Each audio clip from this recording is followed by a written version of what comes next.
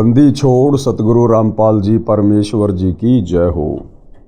परमपिता परमात्मा सारी सृष्टि के रचनहार कुल मालिक असंख्य ब्रह्मांडों के स्वामी जगत गुरु तीनों लोकों में प्रवेश करके सबका धारण पोषण करने वाले राजाधीराज आत्माधार नाथों के नाथ देवों के देव महादेव सर्वेश्वर महेश्वर मृत्युंजय अजरो अमर आदि अनादि सनातनी प्रभु जगत पिता जगदीश्वर श्री श्री 1008 की उपाधि के वास्तविक अधिकारी अकाल मूर्त सौद स्वरूपी राम वासुदेव सर्वगतम ब्रह्म परम पूज्य प्रथम पूज्य परम संत परम पुरुष परम धनी परम दयालु सत्य कबीर हक्का कबीर अल्लाहु कबीर अल्लाहु अकबर बाखबर अल्लाह ताला जगत के तारणहार जगत के मुक्तिदाता जगत के जगन्नाथ हारे के सहारे हिंदुओं के राम मुसलमानों के अल्लाह सिखों के वायुगुरु ईसाइयों के मसीह दया के सागर दयानिधि करुणा के सागर करुणानिधि स्वयंभू परिभू संकट मोचन कष्टहरण मंगलकरण दुख भंजन अविगत कबीर निर्विकार निर्विषम परमात्मा अलय अलेख सतगुरु आदि अनादि सतगुरु असली मर्यादा पुरुषोत्तम असली राम असली कृष्ण असली घनश्याम असली मुरारी राजाओं के राजा महाराजाओं के महाराजा शहंशाहों के शहंशाह सम्राटों के सम्राट भगवानों के भगवान अल्लाहों के अल्लाह प्रभुओं के प्रभु मसीहाओं के मसीह सच्चे वाहिगुरु बाबाओं के बाबा पीरों के पीर सेठों के सेठ जगत सेठ सावड़सा सेठ सर्वगुण संपन्न अनंत कोटि कलाओं के स्वामी अनंत कोटि ब्रह्मांडों के नायक योगियों में महायोगी ध्यानियों में महाध्यानी सिद्धों में परम सिद्ध ज्ञानियों में तत्वज्ञानी ब्रह्म ज्ञानी महाज्ञानी परम ज्ञानी सर्वश्रेष्ठ ज्ञानी विज्ञानी युवा कबीर समरथ कबीर असमवात अमित ओजा सच्चे रहनुमा करीम अल्लाह सुभान अल्लाह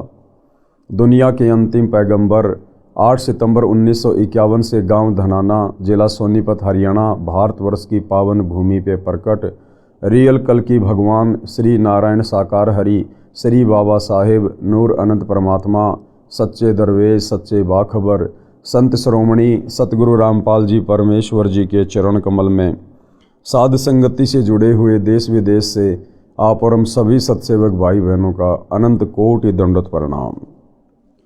सत्साई भाई और बहनों, बहुत बड़ी दया बहुत बड़ी मेहर पूज्य गुरुदेव भगवान की परमेश्वर रामपाल जी की जिनके शुभ आशीर्वाद से विशेष आशीर्वाद से उन्हीं के कर कमल से लिखित पवित्र पुस्तक हिंदू साहिबान नहीं समझे गीता वेद पुराण इस पवित्र पुस्तक के ऊपर वीडियो बनाने की श्रृंखला जारी है।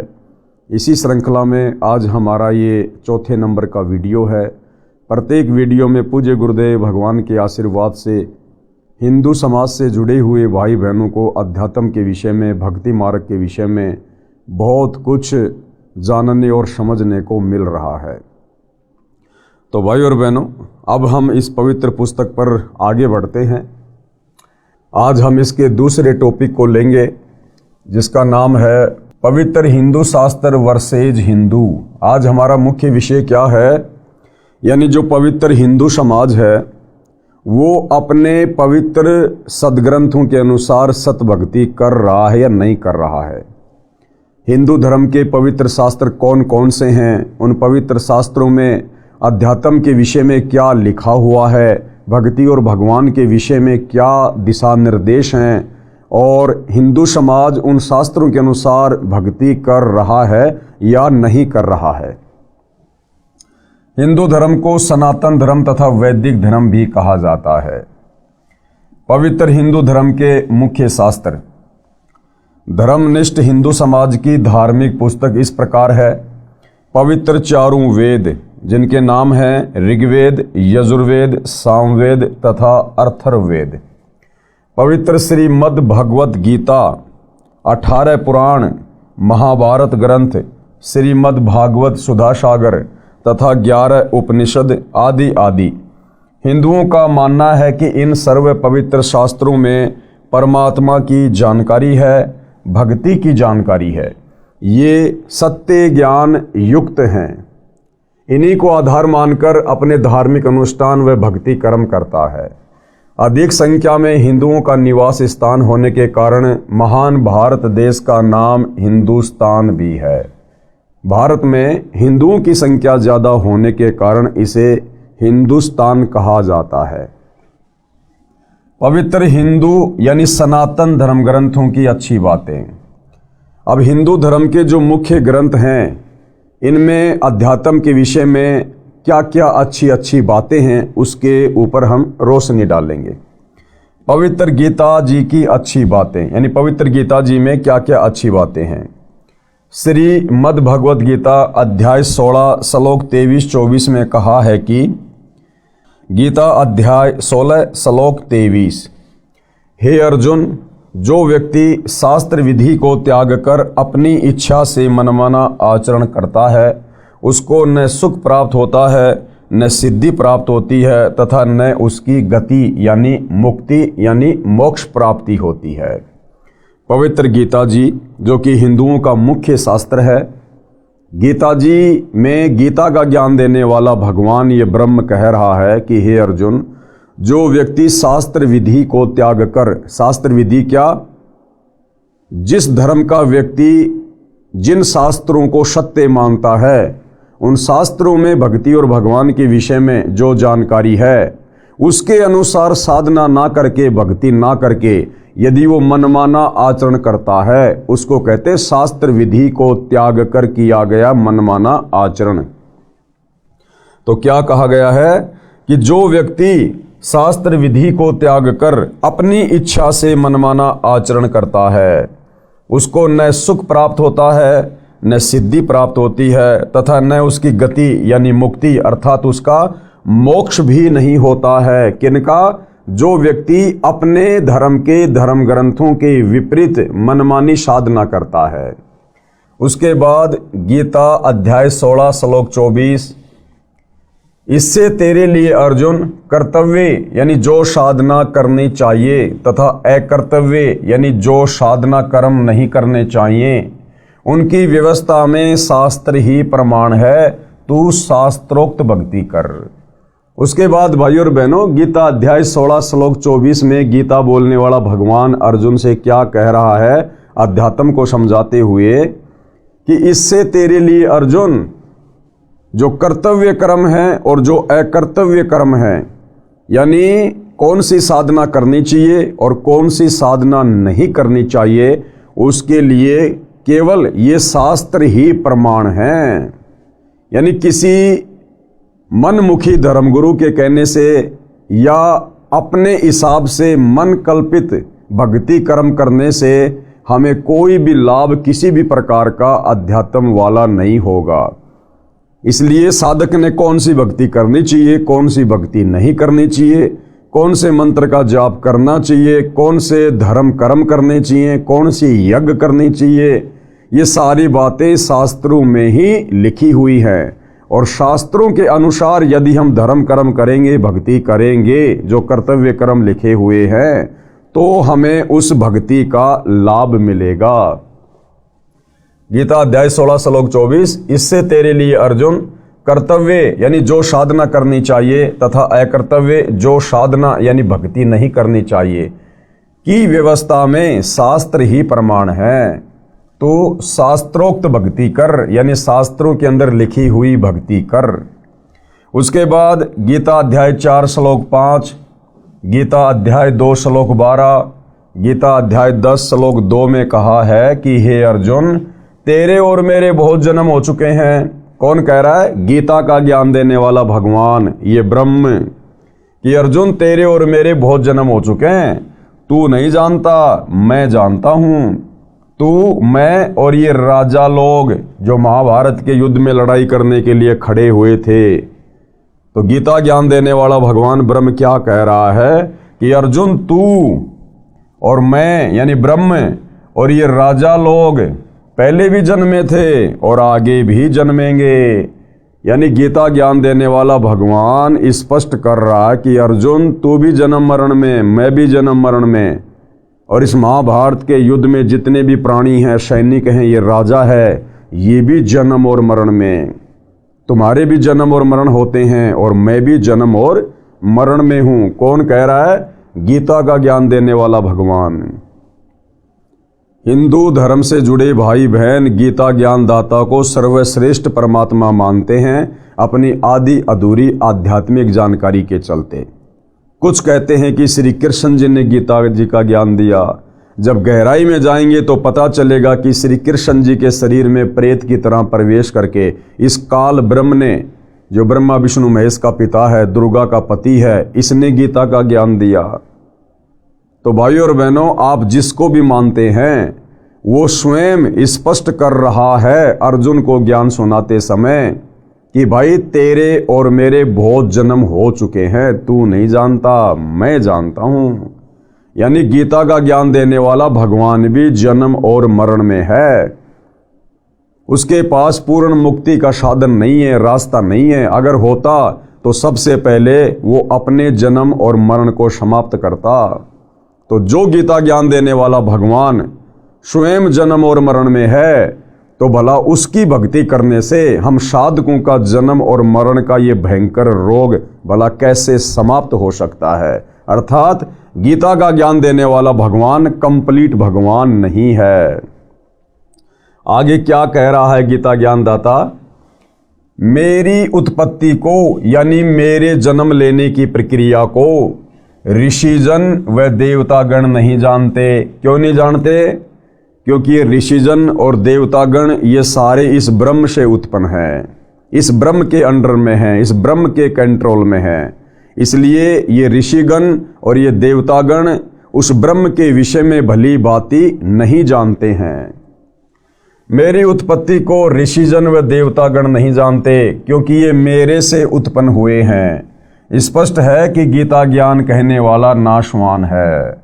अब भाइयों और बहनों, गुरुदेव सत्संग में बताते हैं कि बाप की उत्पत्ति को बेटा बेटी नहीं बता सकते, बाप की डेट ऑफ बर्थ बेटा बेटी नहीं बता सकते। बाप की डेट ऑफ बर्थ को, उसके जन्म को, उसकी उत्पत्ति को दादाजी बताता है। तो इसी प्रकार 21 ब्रह्मांड में ये जितने भी देवी देवता हैं, साधु संत महात्मा हैं, ऋषि हैं, साधक हैं, ये सब इस काल से उत्पन्न है, इस ब्रह्म से उत्पन्न है। गीता ज्ञान दाता ब्रह्म से उत्पन्न है। इसलिए काल की उत्पत्ति के विषय में इनको स्पष्ट ज्ञान नहीं है। लेकिन वो परम अक्षर ब्रह्म कबीर देव सत्य पुरुष जो सतलोक में रहता है, वो सबका दादा है, सबका दादा। इसलिए उन्होंने आकर 650 साल पहले बनारस के काशी में कबीर दास नाम से उन्होंने सबकी उत्पत्ति, जन्म और मरण के विषय में कबीर सागर में यानी सूक्ष्म वेद 5वें वेद में बिल्कुल क्लियर करवा दिया। और आज भाइयों और बहनों, कबीर सागर में लिखे उस गूढ़ ज्ञान को सतगुरु रामपाल जी, जो कि तत्वदर्शी संत की भूमिका कर रहे हैं, आज इन्होंने बिल्कुल क्लियर कर दिया है कि ब्रह्मा विष्णु महेश की जन्म मृत्यु कैसे होती है, ये अविनाशी हैं या नाशवान हैं, इनके पिताजी ब्रह्म ये नाशवान है या अविनाशी है, इसका जन्म मरण कैसे होता है, क्या इसकी प्रक्रिया है, सब कुछ आज सतगुरु रामपाल जी ने गीता जी को पढ़ाते हुए क्लियर कर दिया है। गीता अध्याय 2 श्लोक 17, गीता अध्याय 15 श्लोक 17 में कहा है कि हे अर्जुन, अविनाशी तो उसको जान जिसे मारने में कोई सक्षम नहीं है। यानी गीता ज्ञान देने वाला ये ब्रह्म काल भगवान ये स्वयं स्वीकार कर रहा है कि अर्जुन, अविनाशी तो उसको जान। अविनाशी कौन? जिसको मारने में कोई भी सक्षम ना हो। कि अविनाशी तो उसको जान जिसे मारने में कोई सक्षम नहीं है। तो गीता का ज्ञान देने वाला ये भगवान ब्रह्म अपने से अन्य किसी और परमात्मा को अविनाशी कह रहा है। अर्थात गीता ज्ञान देता सुप्रीम गॉड नहीं है। हे अर्जुन, अविनाशी तो उसको जान जिसे मारने में कोई सक्षम नहीं है, जिससे सारा संसार व्याप्त है। यानी जिस परम अक्षर ब्रह्म ने, अविनाशी कबीर ने सारी सृष्टि को रचा है, यानी जिसने संसार की उत्पत्ति की है, जो तीनों लोकों में प्रवेश करके सबका धारण पोषण करता है, परमात्मा कहा जाता है। यानी असल में तो परमात्मा वो है जो तीनों लोकों में प्रवेश करके सबका धारण पोषण करता है। अविनाशी परमेश्वर है, वह उत्तम पुरुष है तू अन्य, यानी गीता अध्याय 15 श्लोक 17 में कहा गया है कि उत्तम पुरुष है तू अन्य परमात्मा इति उदाहरते, यानी उत्तम पुरुष सर्वश्रेष्ठ परमात्मा उसे इस कारण से कहा जाता है। पुरुषोत्तम यानी समर्थ श्रेष्ठ परमात्मा तो मेरे से अन्य ही है। कौन कह रहा है? गीता का ज्ञान देने वाला कह रहा कि समर्थ श्रेष्ठ परमात्मा तो मेरे से अन्य है। जो परमात्मा कहलाता है वह अविनाशी परमेश्वर है। गीता अध्याय 18 श्लोक 62 में गीता ज्ञान देने वाले ने कहा है कि हे भारत यानी हे अर्जुन, तू सर्वभाव से, सर्वभाव का मतलब है तन मन धन से, मन कर्म वचन से, केवल एक इष्ट की पूजा करना, एक परमेश्वर की पूजा करना, किसी अन्य का शोपन में भी भाव पैदा ना करना, उसको कहते हैं सर्वभाव। कि हे अर्जुन, तू सर्वभाव से उस परमेश्वर यानी परम अक्षर ब्रह्म की शरण में जा। गीता ज्ञानदाता ने ये बात कहकर गीता अध्याय 18 श्लोक 62 में कि हे भारत, हे अर्जुन, तू सर्वभाव से उस परमेश्वर की शरण में जा, अर्थात तू मेरी भक्ति को भी छोड़ दे। यानी गीता ज्ञान देने वाले ब्रह्म ने अपनी भक्ति के विषय में भी अर्जुन को कह दिया कि तू मेरी भक्ति भी छोड़ दे और तू सर्वभाव से उस परम अक्षर ब्रह्म की शरण में जा, उस सत्य पुरुष की शरण में जा। तब तेरी पूर्ण मुक्ति होगी, तेरा पूर्ण मोक्ष होगा, जन्म और मरण से तेरा सदा के लिए छुटकारा होगा। तो विशेषकर हिंदू समाज से जुड़े भाई बहनों को विचार करना चाहिए कि हम जिस गीता ज्ञान देने वाले भगवान को सर्वश्रेष्ठ भगवान मानकर पूज रहे हैं, और भाई और बहनों 99% हिंदू समाज तो केवल श्री कृष्ण जी को ही गीता का ज्ञान देने वाला भगवान मानता है, जबकि असल में गीता का ज्ञान देने वाला श्री कृष्ण नहीं। श्री कृष्ण के तो मात्र शरीर को प्रयोग में लिया गया, खड़ा श्री कृष्ण दिखाई दे रहा था, लेकिन शक्ति काल ब्रह्म की काम कर रही थी। वो प्रेत की तरह श्री कृष्ण जी के शरीर को यूज करते हुए गीता जी का ज्ञान बोल रहा था। तो गीता ज्ञान देने वाले भगवान ने भी क्लियर कर दिया कि भाई अर्जुन, मेरी भी भक्ति छोड़ दे, मेरी भक्ति से भी पूर्ण मुक्ति नहीं है। अगर तुझे पूर्ण मोक्ष चाहिए तो सर्वभाव से, मन कर्म वचन से उस परम अक्षर ब्रह्म की शरण में जा। और उसकी शरण में कैसे जाया जाएगा?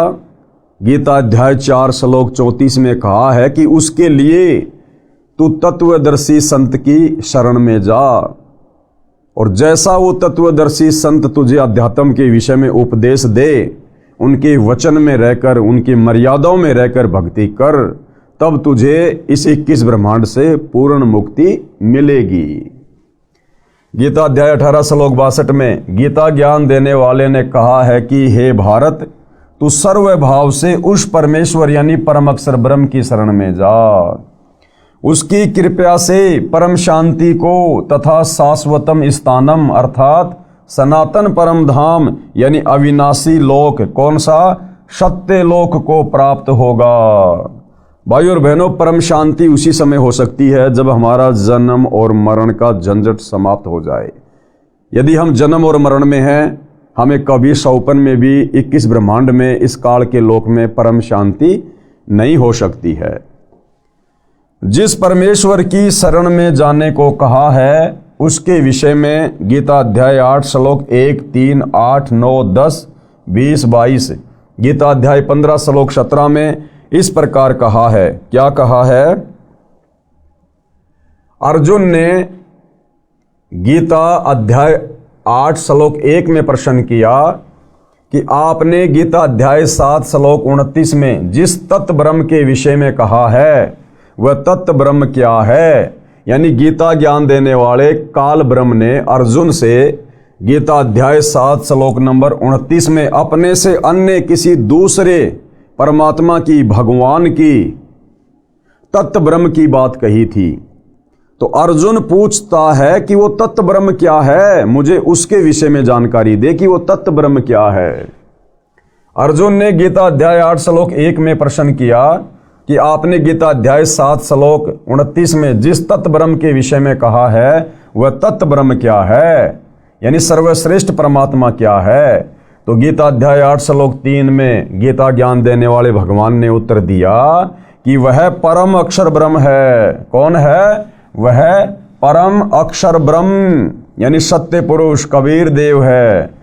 उसी के विषय में श्लोक 8, 9, 10, 20 व 22 में कहा है कि जो तत्व ब्रह्म यानी परम अक्षर ब्रह्म की भक्ति करता है वह उसी को प्राप्त होता है। जो तत्व ब्रह्म की भक्ति करता है वो अंत समय में शरीर छोड़ने के बाद उसी को प्राप्त होता है, उसी के लोक में जाता है, सत्य लोक में। वह उत्तम पुरुष है तू अन्य, यानी पुरुषोत्तम तो मेरे से अन्य है। गीता अध्याय 15 श्लोक नंबर 17 में गीता का ज्ञान देने वाला भगवान अपने से अन्य सर्वश्रेष्ठ परमात्मा के विषय में कह रहा है कि उत्तम पुरुष तू अन्य परमात्मा इति उदाहरते ये लोक तरम अवश्य विभर्ति अवय ईश्वर है। कि वास्तव में परमात्मा कहने के लायक तो वही है।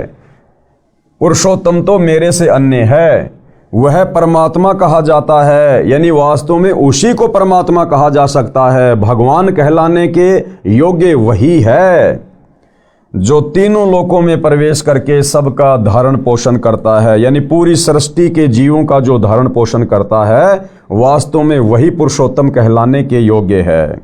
अविनाशी परमेश्वर है, यानी कभी उसका विनाश नहीं होता है।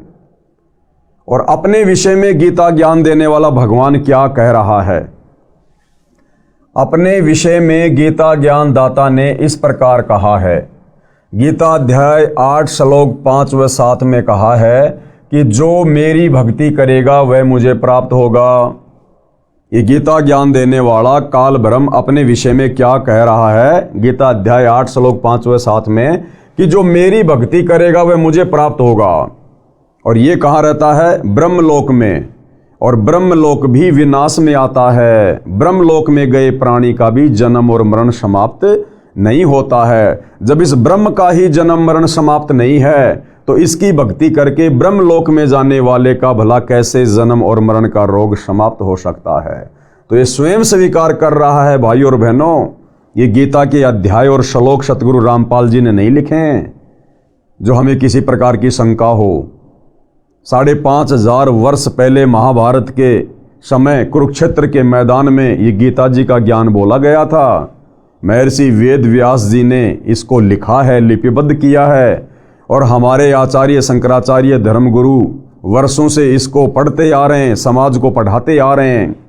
लेकिन इनमें क्या सच्चाई लिखी हुई थी आज तक ना हमारे धर्मगुरु समझ पाए थे और ना आम समाज में वो इस सच्चाई को बता पाए, जिस कारण से पूरा हिंदू समाज भक्ति और भगवान के नाम पर भ्रमित होकर और गीता अध्याय 16 श्लोक नंबर 23 और 24 के अनुसार मनमानी साधना कर रहा है, मनमाना आचरण कर रहा है।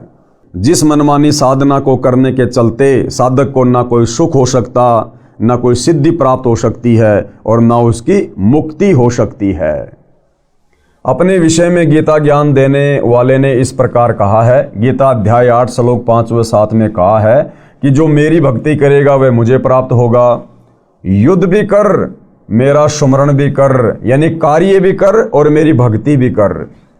गीता ज्ञान देने वाले ने गीता अध्याय 2 श्लोक 12, गीता अध्याय 4 श्लोक 5, गीता अध्याय 10 श्लोक 2 में अपनी स्थिति बताई है कि तू, मैं और ये राजा लोग सब जन्म व मृत्यु को प्राप्त होते हैं। यानी उस उत्तम पुरुष के अलावा, उस पुरुषोत्तम के अलावा, उस तत्व ब्रह्म के अलावा, उस परम अक्षर ब्रह्म के अलावा, उस अविनाशी कबीर के अलावा इस सृष्टि में कोई भी अविनाशी नहीं है। सब जन्म और मरण में हैं। तेरे व मेरे अनेकों जन्म हो चुके हैं। स्पष्ट है कि गीता ज्ञान कहने वाला नाशवान भगवान है, अविनाशी नहीं है, जिसको हिंदू समाज परमात्मा मान के पूज रहा है नादानी में। आगे भाई और बहनों, ये पवित्र ग्रंथ हमें क्या शिक्षा दे रहा है? गीता शास्त्र में पितर व भूत पूजा, देवताओं की पूजा निषेध कही गई है। यानी पवित्र गीता जी में भूत पूजा यानी श्राद्ध निकालना, हम अपने पूर्वजों के जो श्राद्ध निकालते हैं या निकाला करते थे, ये श्राद्ध निकालना भूत पूजा में आता है। क्योंकि हमारे पूर्वज शास्त्र विरुद्ध साधना करने के चलते मरने के बाद में वो भूत योनि को प्राप्त हो गए, और पीछे से हमारे धर्म गुरुओं ने उनके श्राद्ध निकलवा कर और पाखंड पूजा शुरू करवा दी। तो हमारे पूर्वज शास्त्र विधि को त्याग के मनमाना आचरण करने के चलते भूत बने हुए हैं, और हमसे हमारे धर्म गुरु उनकी पूजा करवा कर, उनके श्राद्ध निकलवा कर हमें भी भूत की योनि में जाने के लिए तैयार कर रहे हैं। लेकिन भाइयों और बहनों, धन्यवाद करो सतगुरु रामपाल जी परमेश्वर जी का, जिन्होंने समय पर आकर हम आत्माओं को संभाल लिया, हमारे को सत्य साधना देकर और नरक में जाने से, भूत योनि प्राप्त होने से, पितृ योनि में जाने से उन्होंने हमें बचा लिया, और आज उन्होंने हमें शास्त्र अनुकूल सत्य साधना दे दी, जिससे हमारी आत्मा का कल्याण होगा। गीता शास्त्र में पितर व भूत पूजा, देवताओं की पूजा निषेध कही है। व्रत करना व्यर्थ कहा गया है। कर्म संन्यास गलत कहा है। कर्म करते करते भक्ति करना उत्तम बताया है। इसका प्रमाण कहाँ है? गीता अध्याय 9 श्लोक 25, गीता अध्याय 7 श्लोक 12, 15, 20 व 23, गीता अध्याय 6 श्लोक 16, गीता अध्याय 5 श्लोक 2 व 6, गीता अध्याय 3 श्लोक 4 व 9 में देवताओं की पूजा करना, पितरों की पूजा करना, श्राद्ध निकालना, भूतों की पूजा करना, ये गीता जी में स्पष्ट रूप से मना किया गया है। और उसके बावजूद भी हम लोग हमारे भ्रमित धर्मगुरुओं के कहने से, संत महंतों के कहने से हम पवित्र ग्रंथ गीता जी के विपरीत साधना कर रहे हैं। तो भाइयों और बहनों, हमारा अंत क्या होगा, कैसा होगा, और हमें कौन सी गति प्राप्त होगी शास्त्र विरुद्ध साधना करने के चलते, अब आप धीरे धीरे इन बातों को समझ रहे होंगे।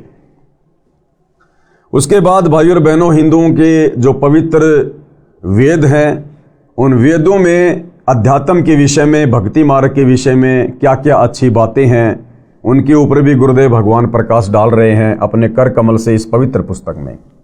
पवित्र वेदों की अच्छी बातें। परमात्मा सबसे ऊपर के लोक में विराजमान है, यानी बैठा है। हमारे वेद गवाही दे रहे हैं कि परमात्मा साकार है, मनुष्य के जैसा है, और परमात्मा ऊपर सतलोक में तख्त पर, सिंहासन पर विराजमान है। और हमारे भ्रमित धर्मगुरुओं ने तत्व ज्ञान के अभाव में हमें केवल परमात्मा के विषय में यही बताया कि परमात्मा निराकार है, परमात्मा साकार नहीं है, परमात्मा दिखाई नहीं देता है। क्यों? क्योंकि भाइयों और बहनों, हमारे भ्रमित धर्मगुरु सदियों से शास्त्र विधि को त्याग कर मनमानी साधना करते हुए आ रहे हैं, और उस मनमानी साधना के करने के चलते उन्हें वो उपलब्धि प्राप्त नहीं हुई जिससे उनकी दिव्य दृष्टि खुलती, या उनका ज्ञान योग खुलता, या उन्हें वेदों और गीता में लिखे हुए सत्य ज्ञान के सार का पता चलता। तो जब हमारे धर्मगुरु खुद ही भक्ति और भगवान को लेकर भ्रमित थे, तो बोला हमें वो कहाँ से हमारे पवित्र सदग्रंथों में लिखी गई अच्छी अच्छी बातों की जानकारी देते। लेकिन वर्तमान में हमारा परम सौभाग्य जो सतगुरु रामपाल जी के आशीर्वाद से हमें ये सत्य जानकारी प्राप्त हो रही है। पवित्र वेदों की अच्छी बातें। परमात्मा सबसे ऊपर के लोक में विराजमान है, यानी बैठा है। वह राजा के समान दिखाई देता है। अब राजा कैसा होता है भाइयों और बहनों? राजा इंसान होता है, तो परमात्मा भी हमारे जैसा है, क्योंकि हम उस परमात्मा के बच्चे हैं, उसके अंश हैं। उस परमेश्वर ने हम सबको उत्पन्न किया है। वो परमात्मा हमारे जैसा, हम उस परमात्मा के जैसे, यानी हम साकार हैं, वो परमात्मा भी साकार है। वह राजा के समान दिखाई देता है, यानी सिंहासन पर बैठा है, सिर के ऊपर मुकुट है, सफेद छत्र है, और नराकार है। एक होता है निराकार और एक होता है नराकार। नराकार का मतलब होता है नर प्लस आकार। नर यानी इंसान, मनुष्य, और आकार यानी उसकी छवि, यानी वो परमात्मा मनुष्य के समान है, नराकार है। और एक होता निराकार, निर्पलस आकार, यानी जिसका कोई आकार नहीं है। तो हमारे धर्मगुरुओं ने हमें बताया कि परमात्मा निराकार है, जबकि आज सतगुरु रामपाल जी वेदों से, गीता जी से क्लियर कर रहे हैं कि परमात्मा निराकार नहीं बल्कि नराकार है, नर आकार में है, मनुष्य दृश्य है, साकार है। परमात्मा ऊपर के लोक से गति करके यानी चलकर पृथ्वी पर आता है, अच्छी आत्माओं को मिलता है, उनके संकटों को समाप्त करता है। अब वो परमात्मा कैसे आता है भाइयों और बहनों? वो परमात्मा मनुष्य शरीर धारण करके आता है, एक मनुष्य के बच्चे की लीला करता है। जैसा कि वेदों में लिखा हुआ है कि वो परमात्मा प्रत्येक युग में शिशु रूप धारण करके किसी तालाब में विकसित कमल के फूल के ऊपर प्रकट होता है और वहाँ से उस परमेश्वर को एक निसंतान दंपत्ति अपने घर उठाकर ले जाते हैं और उनकी जो परवरिश होती है, उनका जो पालन पोषण होता है, वो कवारी गायों के दूध से होता है। ऐसी लीला वो कबीर परमात्मा, वो परम अक्षर ब्रह्म, सत्य पुरुष, उत्तम पुरुष प्रत्येक युग में करता है। ये प्रमाण बना के छोड़ देता है कि जब वो भक्ति युग आएगा आगे चलकर, कलयुग की पिछली पीढ़ी वाला, उस समय वेदों में लिखी हुई इन बातों को पढ़कर और कब कब उस परमात्मा ने इस प्रकार की लीलाएं की, उन समस्त घटनाओं को देखकर भगवान को पहचानने में देर नहीं करेंगी। तो भाइयों और बहनों, वेदों में परमात्मा के प्रकट होने की जो लीलाएं लिखी हुई हैं, उन लीलाओं के अंतर्गत केवल कबीर परमात्मा ही फिट बैठते हैं, ना श्री रामचंद्र जी फिट बैठते हैं। क्योंकि रामचंद्र जी किसी तालाब में विकसित कमल के फूल पर शिशु रूप में प्रकट नहीं हुए, वे तो कौशल्या के गर्भ से जन्मे थे। द्वापर में श्री कृष्ण जी भी देवकी के गर्भ से जन्मे थे। तो वेदों में परमेश्वर के प्रकट होने के विषय में जो निशानी है, जो सबूत हैं, वो केवल कबीर परमेश्वर जी के ऊपर फिट बैठते हैं।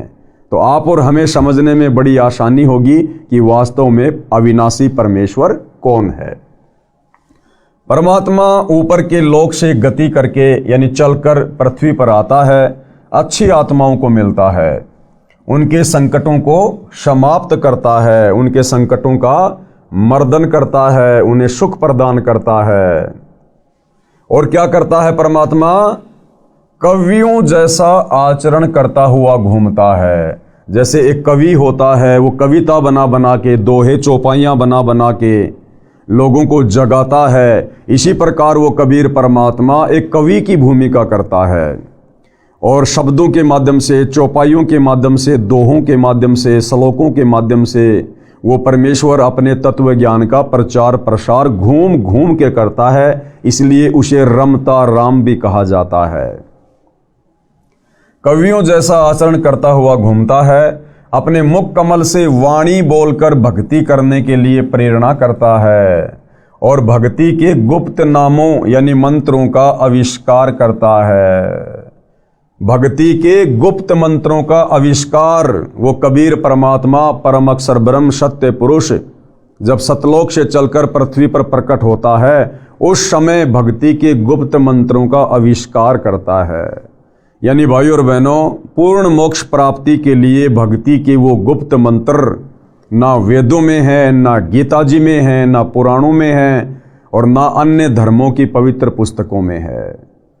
उन गुप्त मंत्रों का आविष्कार यानी सार नाम का, सार शब्द का आविष्कार वो परमेश्वर स्वयं करता है जब वो तत्वदर्शी संत के रूप में धरती पर प्रकट होकर अपने ज्ञान का प्रचार प्रसार करता है। तो इससे सिद्ध हुआ कि वर्तमान में पूर्ण मुक्ति के वो मोक्ष मंत्र केवल तत्वदर्शी संत सतगुरु रामपाल जी के पास हैं। अन्य यहाँ के किसी भी आचार्य शंकराचार्य को तो छोड़िए, ब्रह्मा विष्णु महेश और 21 ब्रह्मांड के स्वामी ये गीता ज्ञान देने वाले काल ब्रह्म के पास भी नहीं है। परमात्मा तत्व ज्ञान यानी संपूर्ण अध्यात्म ज्ञान को, कौन सा संपूर्ण अध्यात्म ज्ञान? जो संपूर्ण अध्यात्म ज्ञान चारों वेदों में, गीता जी में, 18 पुराणों में, मुसलमान भाइयों की तौरात, जबूर, इंजिल, कुरान मजीद, कुरान शरीफ, हदीसें, ईसाइयों की बाइबल, सिखों का गुरु ग्रंथ साहिब, इनमें भी नहीं है। उस तत्व ज्ञान को वो परमात्मा नीचे आकर अपने मुख कमल से वाणियों के माध्यम से बोलता है। परमात्मा तत्व ज्ञान यानी संपूर्ण अध्यात्म ज्ञान को काव्यना यानी कवित्व यानी दोहों, शब्दों, चौपाइयों के रूप में बोलता है। जैसे 650 साल पहले कबीर परमात्मा हाथ में एक तारा लेकर कहीं किसी भी चौराहे पर खड़े होकर ये अध्यात्म ज्ञान, ये तत्व ज्ञान दोहों के माध्यम से, शब्दों के माध्यम से, चौपाइयों के माध्यम से बोलने लग जाया करते थे। इस कारण से प्रसिद्ध कवियों में से एक कवि की उपाधि भी प्राप्त करता है। अब भाइयों और बहनों, बहुत कवि हुए हैं। तुलसीदास जी भी एक कवि थे, कालिदास जी भी एक कवि थे, सूरदास जी भी एक कवि थे, बहुत सारे कवि हुए हैं। लेकिन किसी भी कवि का कोई शिष्य आपको सुनने और देखने को नहीं मिलेगा। केवल कबीर परमेश्वर ही वास्तव में रियल कवि की भूमिका निभाते हैं। और 650 साल पहले उस परमेश्वर के 64 लाख शिष्य थे, अन्यथा अन्य किसी भी कवि के आपको कोई भी शिष्य सुनने और देखने को नहीं मिलेंगे। इस कारण से प्रसिद्ध कवियों में एक कवि की उपाधि भी प्राप्त करता है, यानी उसी कारण से परमात्मा कवि भी कहलाता है। कौन से कारण से? अपने तत्व ज्ञान को ऊंची आवाज में बोल बोल के दोहों, चौपाइयों, शब्दों के माध्यम से सुनाने के कारण उस परमेश्वर को कवि की उपाधि भी दी गई है। अब भाइयों और बहनों, वो कबीर परमेश्वर कैसे 3 प्रकार से लीला करता है, सतलोक से चलकर इस पृथ्वी लोक पर प्रकट होने की, यहां आने की। कौन कौन सी वो 3 लीलाएं हैं जिनको आधार बनाकर परमात्मा इस पृथ्वी पर प्रकट होकर अपने ज्ञान का प्रचार करता है। परमेश्वर 3 प्रकार की लीला करता है। सबसे पहले, प्रत्येक युग में अपने लोक से सशरीर आकर किसी सरोवर में कमल के फूल पर नवजात शिशु के रूप में विराजमान होता है। उस शिशु की परवरिश यानी पोषण की लीला कवारी गायों द्वारा होती है। बड़ा होकर तत्व ज्ञान प्रचार करता है। तो पहले आपको बता दिया गया है कि ना राम, ना श्री कृष्ण, ना ब्रह्मा विष्णु महेश, ना अन्य अवतार वेदों में लिखी गई परमात्मा के प्रकट होने की लीला के अनुसार इनमें कोई भी फिट नहीं बैठता है। केवल कबीर परमेश्वर ही हैं जो चारों युगों में इस प्रकार की लीला करके प्रकट होते हैं। उसके बाद उस परमेश्वर की जो परवरिश की लीला होती है वो कवारी गायों के दूध से होती है, यानी कवारी गाय दूध देती है जिससे परमेश्वर की परवरिश की लीला होती है। अब रामचंद्र जी की परवरिश, श्री कृष्ण जी की परवरिश, अन्य अवतारों की परवरिश, ब्रह्मा विष्णु महेश की परवरिश कवारी गायों से नहीं हुई। उन्होंने तो अपनी माताओं का दूध पिया। माताओं का दूध जिस प्रकार से एक आम व्यक्ति माँ के गर्भ से जन्म लेकर और शिशु रूप में माँ का दूध पीता है, तो कवारी गायों से कबीर परमेश्वर की परवरिश होती है। ये वेदों में परमेश्वर की एक अन्य पहचान है। और फिर बड़ा होकर तत्व ज्ञान का प्रचार करता है। नंबर 2, दूसरी क्या विधि है, क्या पहचान है परमेश्वर की पृथ्वी पर प्रकट होने की? परमात्मा कभी भी किसी स्थान पर प्रकट होकर भक्तों को वेश बदल कर मिलता है, उनकी रक्षा करता है, भक्ति का सच्चा मार्ग बताता है। दूसरी विधि क्या है? वो परमात्मा किसी भी रूप में, किसी भी आयु में, कहीं भी प्रकट होकर संत रूप में, सामान्य व्यक्ति के रूप में, राजा के रूप में, वो परमात्मा किसी भी उम्र में और किसी भी शक्ल में प्रकट होकर अपने भक्तों की रक्षा करता है। या 10, 15, 20, 50 वर्ष कहीं आश्रम बनाकर वो परमेश्वर वहाँ रहकर लोगों को अपना तत्व ज्ञान सुनाता है। नंबर 3, तीसरी क्या विधि है परमात्मा के प्रकट होने की?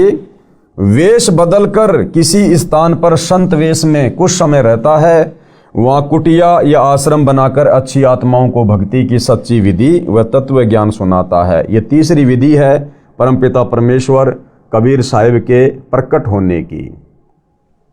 उसके बाद भाई और बहनों, पूज्य गुरुदेव भगवान बता रहे हैं कि जो 18 पुराण हैं, उन पुराणों में भक्ति से संबंधित, अध्यात्म से संबंधित अच्छी अच्छी बातें क्या हैं। पुराणों की अच्छी बातें। सब तीर्थों में श्रेष्ठ तीर्थ चित्त शुद्धि तीर्थ है। ये चित्त शुद्धि तीर्थ क्या है? यानी जो हमारे मन के मैल को समाप्त कर दे, वो तीर्थ जो हमारे मन के मैल को समाप्त कर दे, आत्मा के विकारों को हटा दे और हमें एक नेक इंसान बना दे, उसको कहते हैं चित्त शुद्धि तीर्थ।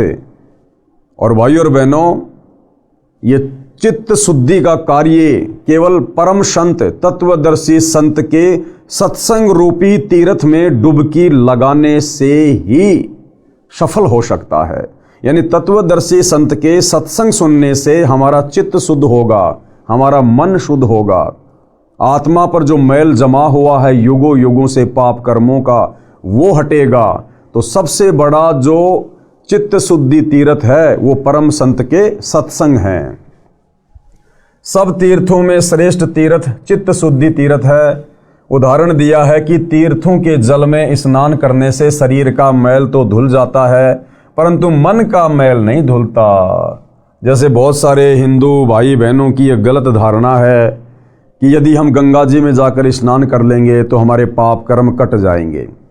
तो गुरुदेव भगवान क्लियर कर रहे हैं कि नादानों, किसी भी तीर्थ के जल में नहाने से या गंगा जी के जल में नहाने से शरीर का मैल तो कट सकता है, लेकिन आत्मा का मैल नहीं कटेगा, पाप कर्म नहीं कट सकते। और एक छोटा सा उदाहरण भाई और बहनों समझने के लिए पर्याप्त है। आप और हमारे मैल तो, आप और हमारे पाप कर्म भला क्या कटेंगे गंगा जी में जाकर नहाने से। गंगा पुत्र का नाम तो आपने सुना होगा, विषम पितामह, गंगा पुत्र।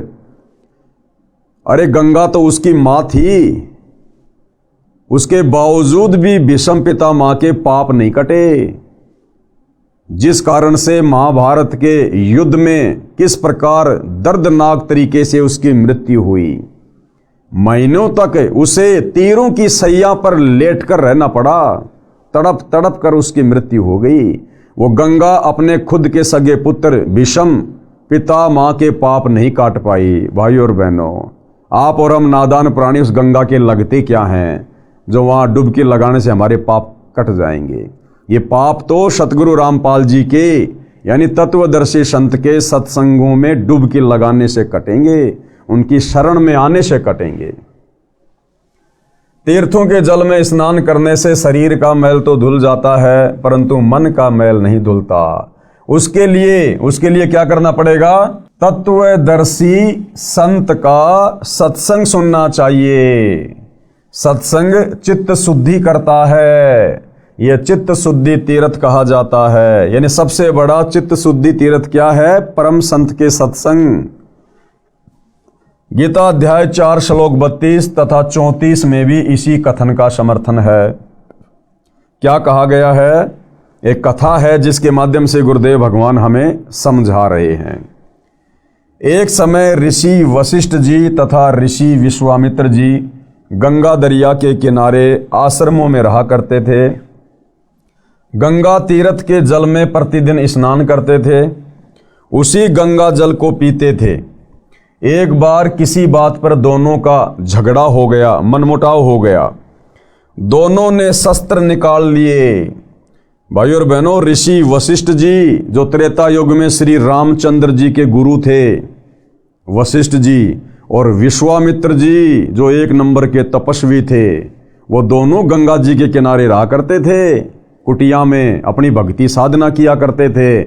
और आप और हम तो साल 2 साल में गंगा जी जाते हैं। जब कभी कभार हमारे घर का कोई व्यक्ति मर जाता है तो हम गंगा जाते हैं, उस बहाने हम एक आधी डुबकी वहाँ लगा लेते हैं। जबकि विश्वामित्र जी और वशिष्ठ जी तो रोजाना प्रतिदिन दिन में 2-2 बार स्नान किया करते थे गंगा जी में। अब उनका चित्त शुद्ध हुआ कि नहीं हुआ, वो देखिए।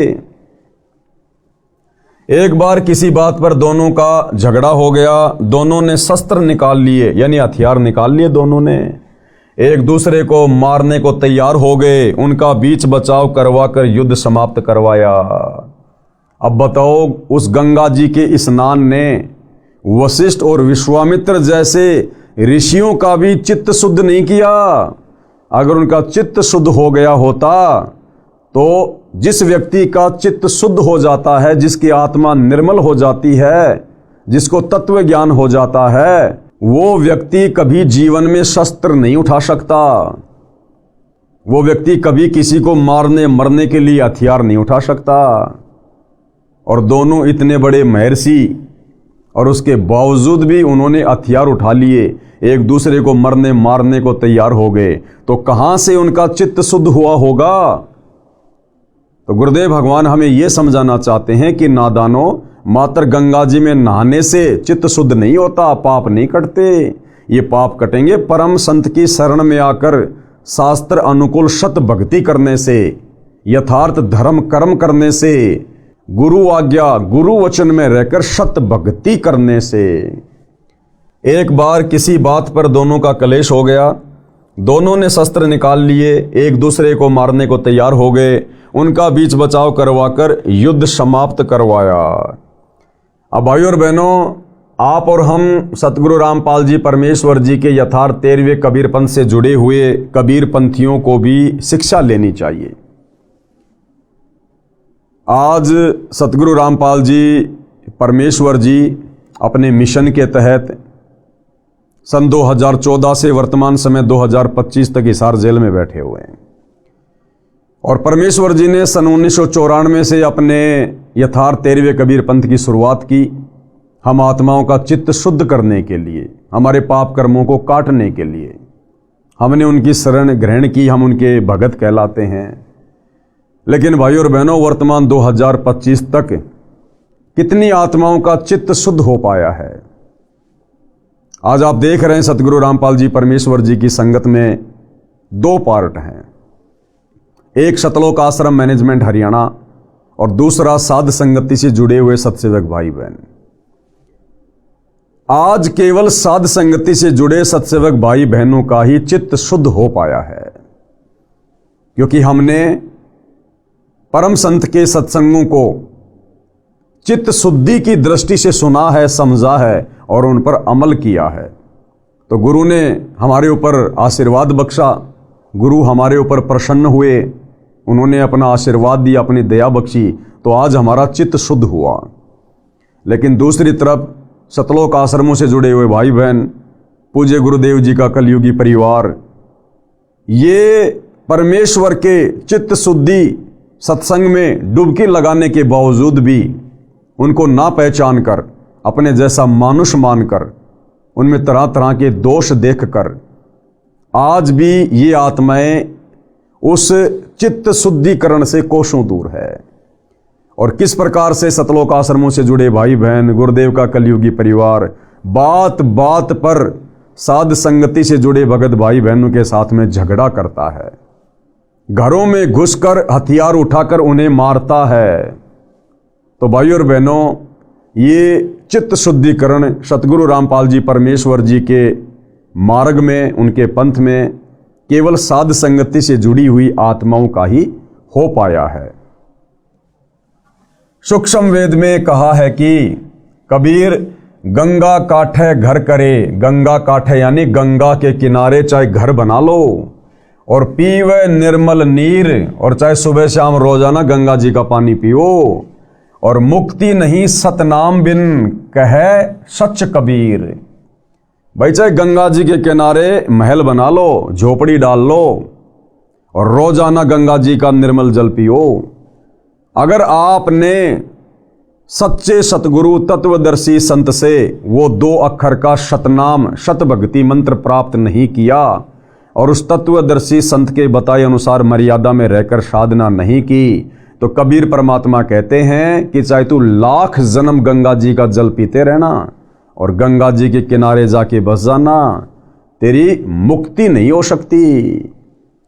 गरीब गंगा काठे घर करे पीवे निर्मल नीर, और मुक्ति नहीं सतनाम बिन कहे सत्य कबीर। कबीर तीर्थ कर कर जगमुआ, ये तीर्थों पे जा जाके दुनिया मर गई, भूत बन गई, नरक में जागिरी। तीर्थ कर कर जगमुआ, उड़े पानी नहाए, उन तीर्थों के पानी में नहा नहा के।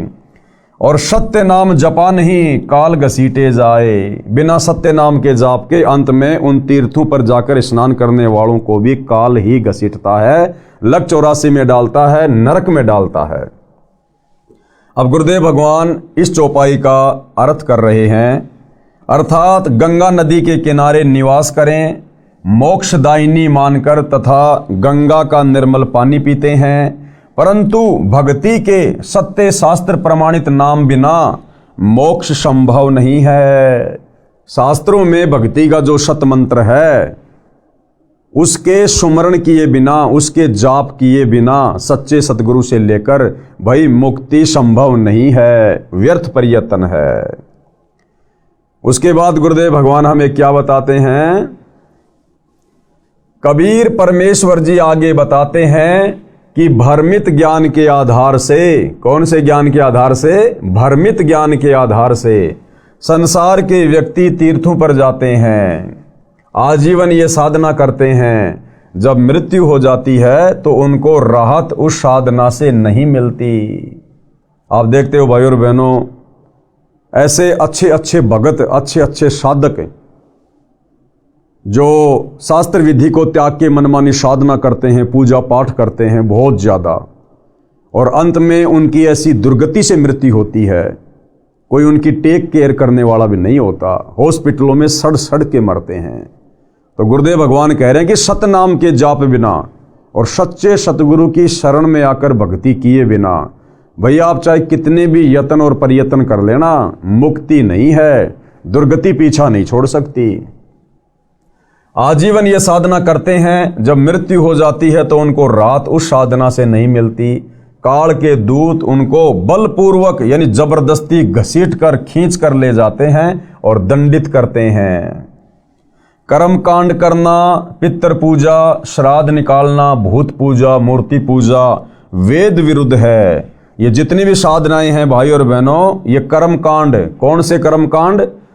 ये पितर पूजना, श्राद्ध निकालना, भूत पूजा, मूर्ति पूजा, चौराहे की पूजा, पेड़ पौधों की पूजा, मूर्ति पूजा, ये सब वेद विरुद्ध है, यानी शास्त्रों के विरुद्ध है, और अज्ञानतावश समाज इसे कर रहा है।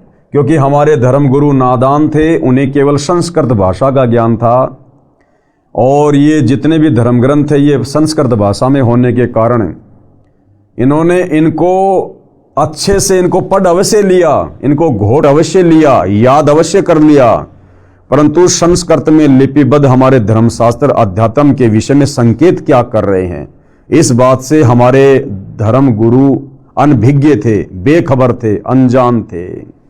तो अज्ञानतावश हम लोगों ने उन धर्म गुरुओं को प्रकांड ज्ञाता मानकर और उनके द्वारा बताई गई साधना हम करते रहे, जिस कारण से हमारे पूर्वजों की भी मुक्ति नहीं हुई, और आज वही धर्म गुरु उन भूत बने हुए पूर्वजों के हमसे श्राद्ध निकलवा रहे हैं। तो ये जितने भी ये कर्मकांड हैं ये भक्ति मार्ग में बाधक हैं। कर्मकांड करना, पितर पूजा, श्राद्ध निकालना, भूत पूजा, मूर्ति पूजा वेद विरुद्ध है, अज्ञानवश करते हैं, यानी अभी हमें तत्व ज्ञान नहीं है। आगे पूज्य गुरुदेव भगवान हमें एक उदाहरण देकर समझा रहे हैं। प्रमाण मार्कंडे पुराण में रोचे ऋषि की उत्पत्ति कथा अध्याय में है। ये सब अच्छी बातें आप जी इसी पुस्तक में पढ़ेंगे जो प्रमाणों सहित लिखी है, ग्रंथों यानी शास्त्रों की फोटोकॉपी लगाकर स्पष्ट किया है। यानी हम भाई बहनों का अज्ञान समाप्त करने के लिए जब हम आगे इस पुस्तक में पढ़ेंगे अध्यात्म के विषय में जानने के लिए, तो गुरुदेव भगवान हमें साथ साथ में हमारे ही धर्म ग्रंथों की, वेदों की, पुराणों की, गीता जी की साथ में फोटोकॉपी लगा लगा कर समझाएंगे, ताकि किसी भी प्रकार की शंका हमारे मन में ना रह जाए। पवित्र हिंदू धर्म की धार्मिक क्रियाएं, वर्तमान में हिंदू धर्म में क्या क्या धार्मिक क्रियाएं प्रचलित हैं उसके विषय में गुरुदेव भगवान समझा रहे हैं। आदि शंकराचार्य जी का जन्म 508 वर्ष ईसा पूर्व हुआ। जो आदि शंकराचार्य जी थे, जिन्होंने हिंदू समाज को देवी देवताओं की पूजा पर, पाखंड पूजा पर आधारित कर दिया था, तो आदि शंकराचार्य जी का जन्म कब हुआ था? ईसा यानी ईसा मसीह के जन्म से 508 वर्ष पहले। आदि शंकराचार्य जी का जन्म 508 वर्ष ईसा पूर्व हुआ, यानी 2013 से गिने तो 2521 वर्ष पूर्व हुआ, क्योंकि यह पवित्र पुस्तक सतगुरु रामपाल जी ने 2013 में लिखी थी, सतलोक आश्रम बरवाला में। तो 2013 से यदि हम आदि शंकराचार्य जी के जन्म की काउंटिंग करें तो 2521 वर्ष पहले हुआ। उन्होंने जो भक्ति मार्ग बताया है उसका अनुसरण पवित्र हिंदू समाज वर्तमान में कर रहा है। यानी आदि शंकराचार्य जी के द्वारा जो देवी देवताओं की साधना बताई गई थी, जो कर्म कांड बताए गए थे, उसी को वर्तमान का हिंदू समाज फॉलो कर रहा है।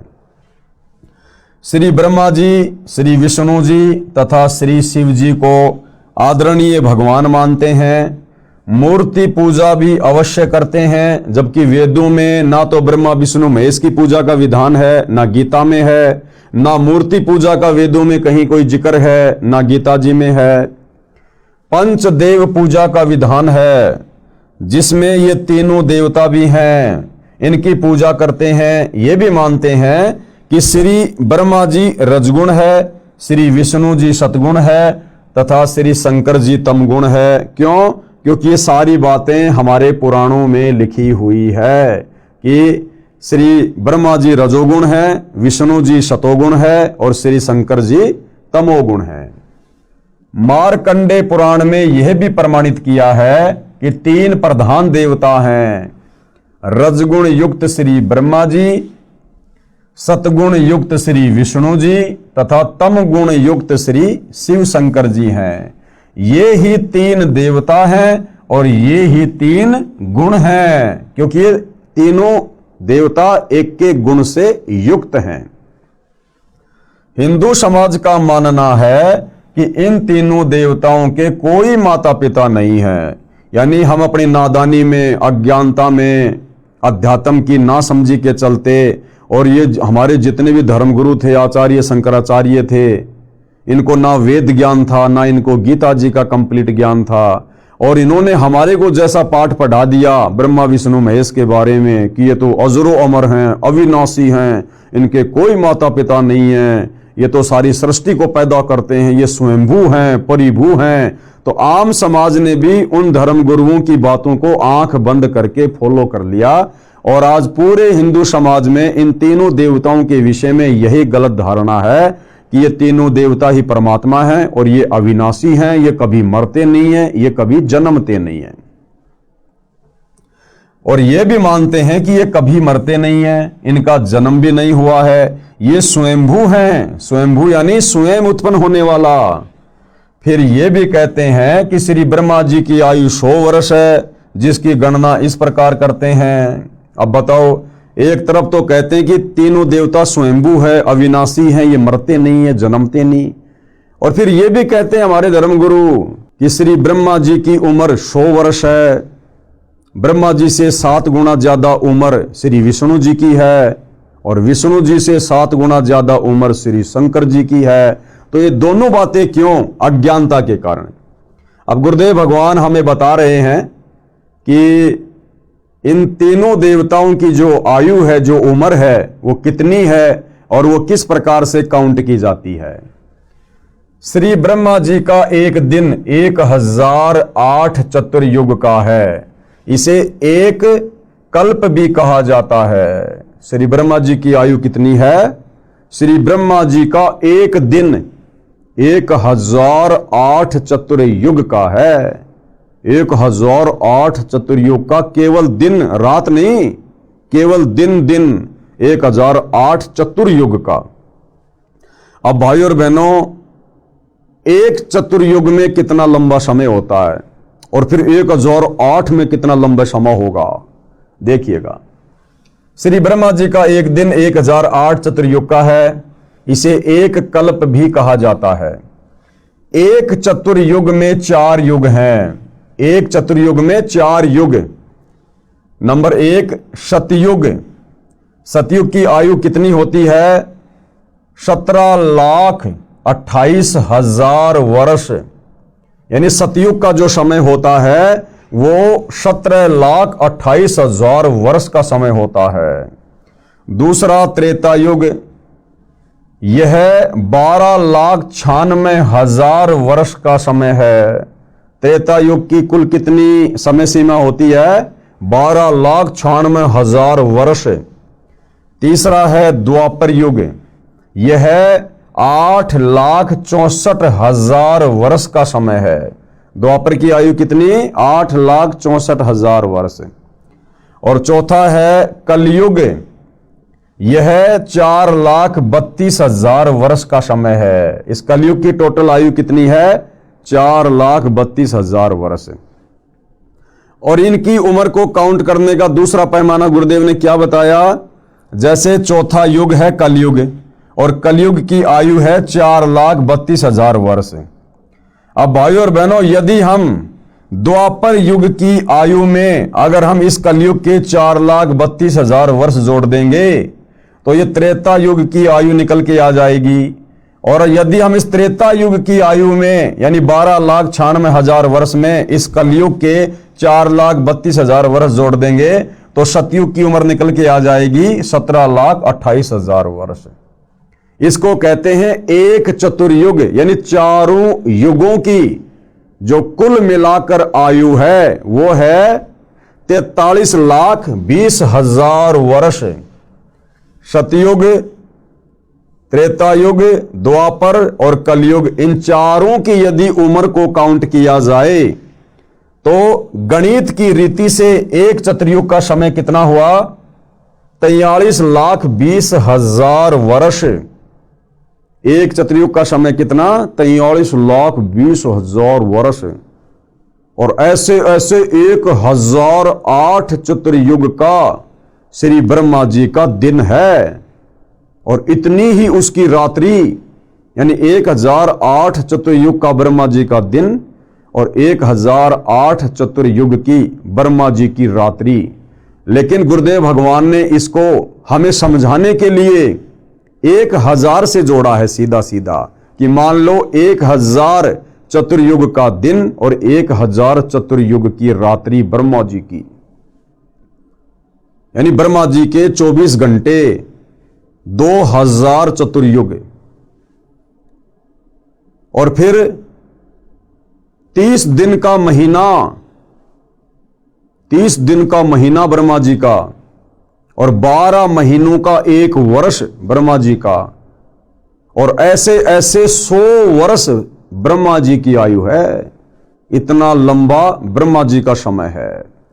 उसके बाद ये ब्रह्मा जी भी ब्रह्मा जी की पदवी छोड़ते हैं, इनका शरीर नष्ट होता है, इनकी मृत्यु होती है, और फिर ये भी अपने कर्म आधार से लक 84 योनियों में जाते हैं, नरक भी भोगना पड़ता है। और जो 100 वर्ष की आयु ब्रह्मा जी की है, फिर ब्रह्मा जी से 7 गुना ज्यादा लंबी आयु श्री विष्णु जी की है, और विष्णु जी से भी 7 गुना ज्यादा लंबी आयु फिर शंकर जी की है। लेकिन उसके बाद भी भाई और बहनों इनकी जन्म और मृत्यु होती है। तो क्या कह रहे हैं गुरुदेव? गणित की रीति से एक चतुर्युग का समय 43,20,000 वर्ष हुआ। 1,008 से गुणा करके देख लेना कितने पृथ्वी के वर्षों का एक दिन श्री ब्रह्मा जी का बनता है। गिनती भूल जाएंगे भाई और बहनों। इतने ही समय की रात्रि बताई है, यह एक दिन रात हुआ। किसका? ब्रह्मा जी का।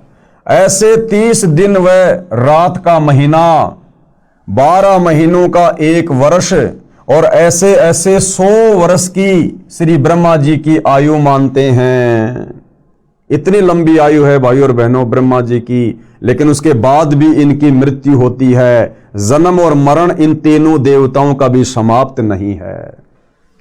वर्तमान में श्री ब्रह्मा जी 50 वर्ष के होकर 51वें वर्ष में प्रवेश हैं, यानी ब्रह्मा जी अपनी आदि आयु भोग चुके हैं, समाप्त कर चुके हैं।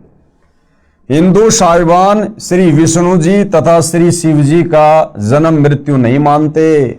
जब चर्चा की जाती है तो तीनों को ही अजन्मा तथा अविनाशी कहते हैं।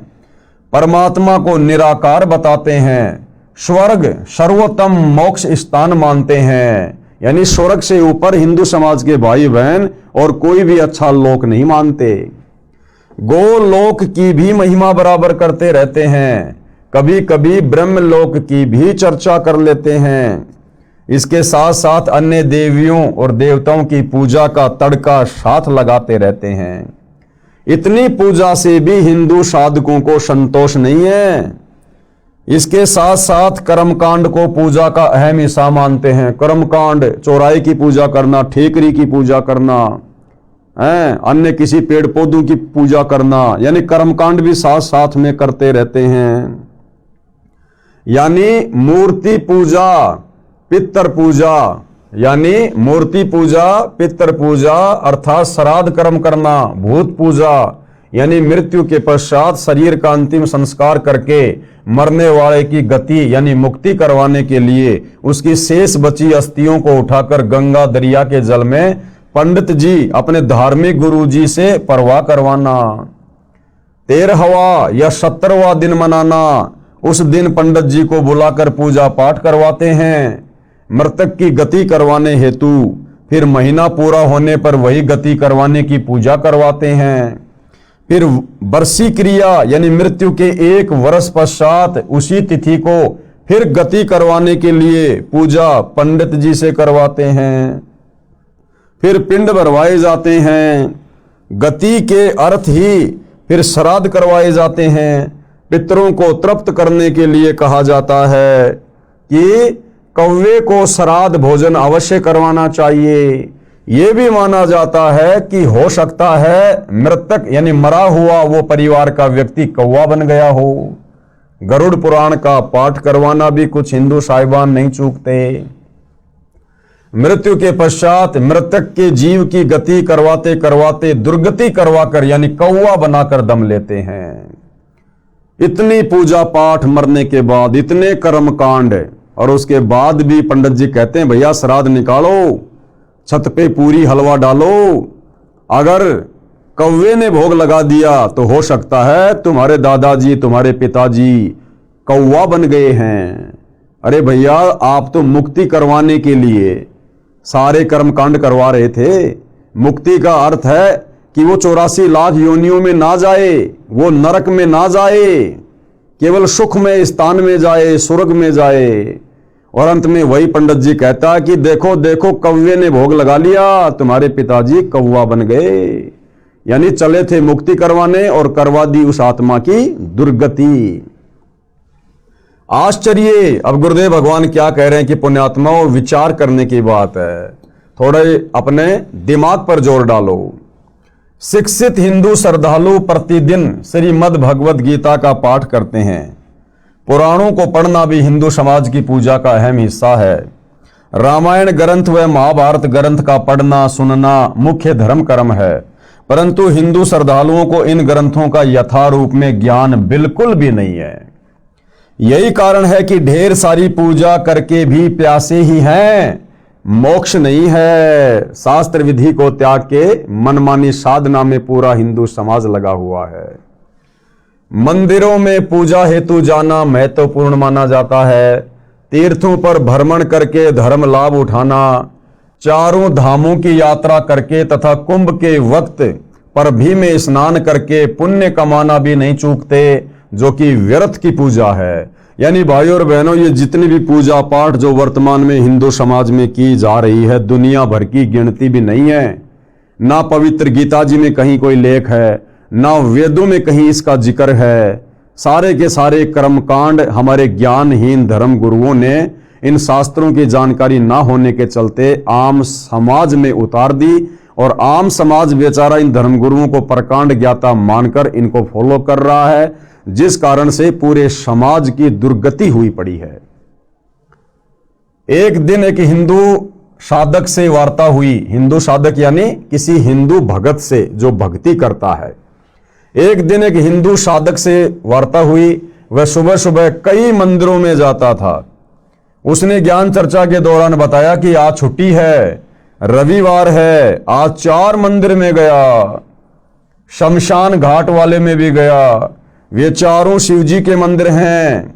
मैंने उससे प्रश्न किया। किसने? पूज्य गुरुदेव सतगुरु रामपाल जी कह रहे हैं कि फिर मैंने उससे सवाल किया। यानी वो जो भगत था वो कह रहा था कि आज रविवार था, छुट्टी थी, और आज मैं 4 मंदिरों में जाके आया हूं।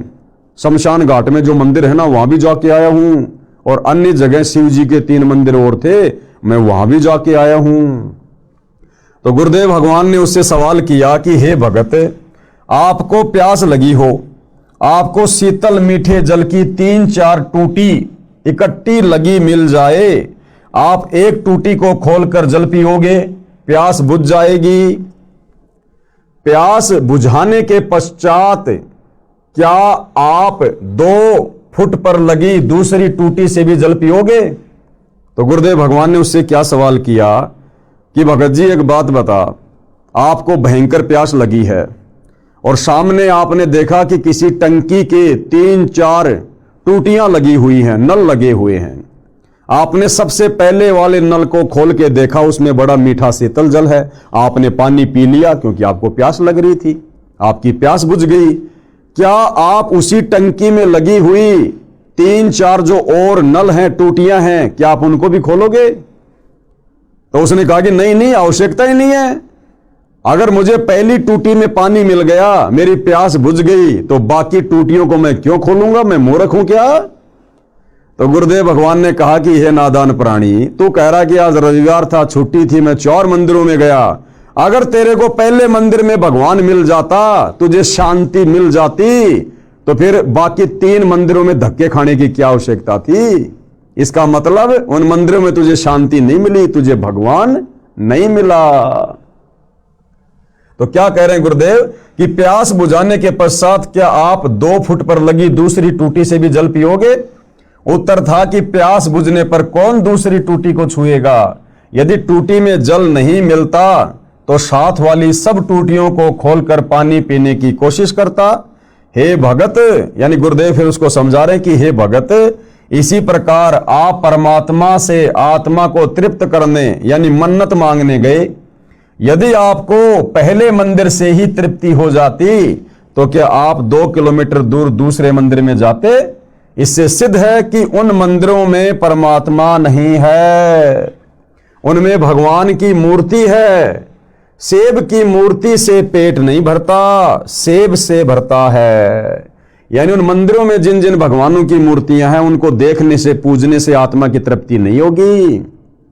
उन मंदिरों में जो भगवान है, यथार्थ में उनकी सत भक्ति करने से, सच्चे गुरु से उपदेश लेकर उनके सत भक्ति बीज मंत्र, मूल मंत्र जाप करने से वो देवता जहां तक का लाभ दे सकते हैं, वो लाभ हमें प्राप्त हो सकता है। मात्र उनकी मूर्तियां बनाकर पूजने से, मंदिरों में सजाकर उनकी पूजा करने से, या तीर्थों पर जा जाकर उनकी मूर्तियां पूजने से हमारी आत्मा की तृप्ति नहीं हो सकती है। इससे सिद्ध है कि उन मंदिरों में परमात्मा नहीं है, उनमें भगवान की मूर्ति है। सेब की मूर्ति से पेट नहीं भरता, सेब से भरता है। इसी प्रकार परमात्मा की मूर्ति से परमात्मा का लाभ नहीं मिलता। केवल हमें ज्ञान होगा कि ये मूर्ति किस महापुरुष की है, उस महापुरुष ने अपने जीवन में कौन कौन से अच्छे कार्य किए, कौन कौन से बुरे कार्य किए। हम केवल उस महापुरुष की, उस भगवान की मूर्ति को देखकर हम उसके जीवन से शिक्षा ले सकते हैं, फायदा नहीं ले सकते। फायदा लेने के लिए तो हमने जिस प्रकार उस महापुरुष ने जैसी भक्ति करी, जैसी साधना की, जो यत्न किया, प्रयत्न किया, हमने भी वैसा ही करना पड़ेगा। उसके बाद हमें उस महापुरुष के जैसा फायदा मिलेगा। पवित्र हिंदू समाज में 4 वेद कौन से? ऋग्वेद, यजुर्वेद, सामवेद तथा अथर्ववेद। इनका नाम पूरे सम्मान के साथ लिया जाता है। माना जाता है कि वेदों में परमेश्वर की पूजा व साधना का सर्वोत्तम ज्ञान है। यह बात तो सभी मानते हैं कि भाई वेदों में परमात्मा का ज्ञान है, भक्ति का ज्ञान है। आश्चर्य की बात है कि 80% हिंदू समाज वेदों के विपरीत भक्ति कर्म करते हैं, लेकिन 80% हिंदू समाज के श्रद्धालु साधक उन्हीं वेदों के विपरीत कर्मकांड कर रहे हैं, मूर्ति पूजा कर रहे हैं, मंदिर पूजा कर रहे हैं। तथा 80% हिंदुओं ने वेदों की शकल भी नहीं देखी। बिल्कुल सत्य है भाई और बहनों। आज 21वीं सदी में पैदा होने के बावजूद आप और हम भगत भाई बहन भी अपने जीवन काल में इन वेदों की शकल नहीं देख पाते। यदि सतगुरु रामपाल जी हमें अपनी शरण में लेकर इन सदग्रंथों से परिचित नहीं करवाते तो हम भी अपने पूर्वजों की तरह इसी प्रकार भेड़ चाल में चलते रहते। जैसा हमारे धर्मगुरु हमें बताते रहते, हम उन्हीं को सत्य मानकर आगे बढ़ते रहते और अंत में हमारी मुक्ति नहीं बल्कि दुर्गति का रास्ता खुला हुआ होता। अब गुरुदेव भगवान कह रहे हैं विशेष यानी ध्यान देने योग्य बातें। विशेष हिंदू समाज श्रीमद् भगवद गीता को चारों वेदों का सार तथा संक्षिप्त रूप मानते हैं, क्योंकि 4 वेद भाई और बहनों बहुत ही मोटे ग्रंथ हैं, आम आदमी उनको नहीं पढ़ सकता। इसलिए महर्षि वेद व्यास जी ने चारों वेदों का संक्षिप्त ज्ञान गीता में लिख कर छोड़ दिया, लिपिबद्ध कर दिया। तो ये बात तो समस्त हिंदू समाज के लोग मानते हैं, गुरुजन भी मानते हैं कि श्रीमद् भगवद गीता में चारों वेदों वाला ज्ञान संक्षिप्त रूप में है, यानी शॉर्ट में है। हिंदू समाज श्रीमद् भगवद गीता को चारों वेदों का सार तथा संक्षिप्त रूप मानते हैं। गीता में वेद ज्ञान निष्कर्ष रूप में संक्षेप में कहा है, यह भी निर्विरोध राय है, यानी इस बात को सब मानते हैं। किसी बाबा की मृत्यु के पश्चात उसके शरीर को धरती में गाड़कर उसके ऊपर यादगार रूप में मंडी यानी छोटा मंदिर बनाकर फिर उसकी धोख खाना यानी पूजा करना, मत्था टेकना शुरू कर देते हैं। अपने जनों की मृत्यु के पश्चात उनके लिए घर या खेत में पितृ स्थान बनाते हैं। 4-5 ईंटों को रखकर एक झोपड़ी रूप बनाकर उस पर ज्योति जलाना भी पूजा का हिस्सा माना जाता है। यह है मुख्य पूजा पवित्र हिंदू समाज की, यानी वर्तमान में यह पूजा रह गई हिंदू समाज की। जो अपने आप को कहते हैं हम सनातनी हैं, हम वैदिक हैं, हम वेदों के रास्ते पर चल रहे हैं, हमारे से सर्वश्रेष्ठ भक्ति किसी की नहीं है, ना ईसाइयों की, ना मुसलमानों की, ना सिखों की। तो गुरुदेव भगवान यहां हमें निष्कर्ष दे रहे हैं कि नालायकों, तुमने तो केवल वेदों की शकल देखी है, बाकी सारी साधना वेदों के और गीता जी के विरुद्ध कर रहे हो। यह है मुख्य पूजा पवित्र हिंदू समाज की। अब आगे किसी ने सवाल किया भाई और बहनों, जिसका जवाब पूज्य गुरुदेव भगवान देंगे। प्रश्न नंबर 1, हिंदू धर्म के पवित्र शास्त्रों की स्थिति क्या है? उत्तर दे रहे हैं गुरुदेव भगवान, चारों वेद परमात्मा दत्त हैं, प्रभु दत्त हैं, यानी परमात्मा के द्वारा दिया गया ज्ञान चारों वेदों में है। तथा श्रीमद् भगवद गीता चारों वेदों का संक्षिप्त रूप यानी सारांश है। इसलिए गीता भी प्रभु द्वारा दिया गया ज्ञान है, यानी जो ज्ञान वेदों वाला काल ब्रह्म ने दिया, वही ज्ञान गीता वाला काल ब्रह्म के द्वारा ही दिया गया है, क्योंकि गीता जी चारों वेदों का शॉर्ट रूप है, संक्षिप्त रूप है। प्रश्न 2, किस प्रभु के द्वारा चारों वेद प्रदान किए गए? उत्तर दे रहे हैं गुरुदेव, परम अक्षर ब्रह्म यानी सत्य पुरुष ने प्रदान किए। यानी सर्वप्रथम भाई और बहनों, ये वेदों का ज्ञान इस काल ब्रह्म को, ज्योति निरंजन को, ब्रह्मा विष्णु महेश के पिताजी को, दुर्गा के पति को, इस 21 ब्रह्मांड के राजा स्वामी भगवान, उसको कुछ भी को, काल ब्रह्म जिसने गीता का ज्ञान बोला, सर्वप्रथम ये सारे वेद, इन वेदों का ज्ञान उस परम अक्षर ब्रह्म ने, सत्य पुरुष ने, कबीर देव ने इस काल ब्रह्म को दिए थे। आगे चलकर भाई और बहनों, इस काल ब्रह्म ने जब उन वेदों को पढ़ा तो इसको पता चला कि इन वेदों में तो तेरी सारी पोल पट्टी खोल रखी है परमात्मा ने, कि तूने सतलोक में क्या क्या कुकर्म किया, क्यों तेरे को सतलोक से कबीर जी ने धक्के मारकर दुर्गा सहित और यहां नीचे 21 ब्रह्मांड में भेज दिया। ये सारी की सारी जानकारी उन वेदों में लिखी हुई थी, जो ज्ञान परमात्मा ने, परम अक्षर ब्रह्म ने, कबीर देव ने इस काल को, इस ब्रह्म को दिया। इस काल ने डरते हुए भयभीत होकर कि अगर मेरे अधीन इन आत्माओं को, इन प्राणियों को यदि सच्चाई का पता चल गया कि मैं काल हूं, मैंने क्या कुकर्म किया था और मुझे प्रतिदिन 1,00,000 मानव शरीरधारी स्त्री पुरुषों के सूक्ष्म शरीर से निकली हुई गंध वासना खाने का श्राप लगा हुआ है, जिस कारण से मैं इन सबको मारता हूं और इनको जन्म देता हूं। अपने तीनों बेटों की मैंने ड्यूटी लगा रखी है, ब्रह्मा विष्णु महेश की। ब्रह्मा जी रजोगुण के कारण संतान उत्पत्ति करवाता है बाई फोर्स आप और हमारे से, विषय वासना जागृत करवा के। उसके बाद विष्णु जी अपने सतोगुण के प्रभाव से हमें आपस में एक परिवार में बांध के रखता है, ये मेरा बेटा, ये मेरी बेटी, ये मेरी संपत्ति, ये मेरी कार, ये मेरी कोठी। और उसके बाद शंकर जी अपने तमोगुण के प्रभाव से किसी न किसी कारण से, लड़ाई में, झगड़े में, एक्सीडेंट में या बीमारी से, कोई भी कारण बनाकर हम जीव आत्माओं को मृत्यु प्रदान करके अपने पिता काल ब्रह्म के पास भेज देता है उसके भोजन के लिए। तो जब इस काल ब्रह्म ने उन वेदों वाला ज्ञान पढ़ा तो उसको लगा कि तेरी तो सारी पोल पट्टी खोल रखी है। तो भाई और बहनों, जो मुख्य ज्ञान था, जो इस काल की पोल पट्टी खोल रहा था, वो ज्ञान इस काल ब्रह्म ने भयभीत होकर नष्ट कर दिया। और बाकी का ज्ञान जो इस काल की पूजा तक का था, वो ज्ञान इसने अपने बड़े बेटे ब्रह्मा को समुद्र मंथन के दौरान दे दिया। और ब्रह्मा जी ने फिर वही ज्ञान आगे अपने वंशजों को दिया। आगे चलकर फिर उसी वेदों वाले ज्ञान को 4 भागों में श्री वेद व्यास जी ने पुस्तकों के रूप में, ग्रंथ के रूप में लिपिबद्ध कर दिया, जो आज आप और हमारे सामने है। तो गुरुदेव भगवान कह रहे हैं कि परम अक्षर ब्रह्म यानी सत्य पुरुष ने प्रदान किए थे ये वेद। प्रश्न नंबर 3, परम अक्षर ब्रह्म कौन भगवान है, यानी ये परम अक्षर ब्रह्म कौन प्रभु है और कहां इसका प्रमाण है?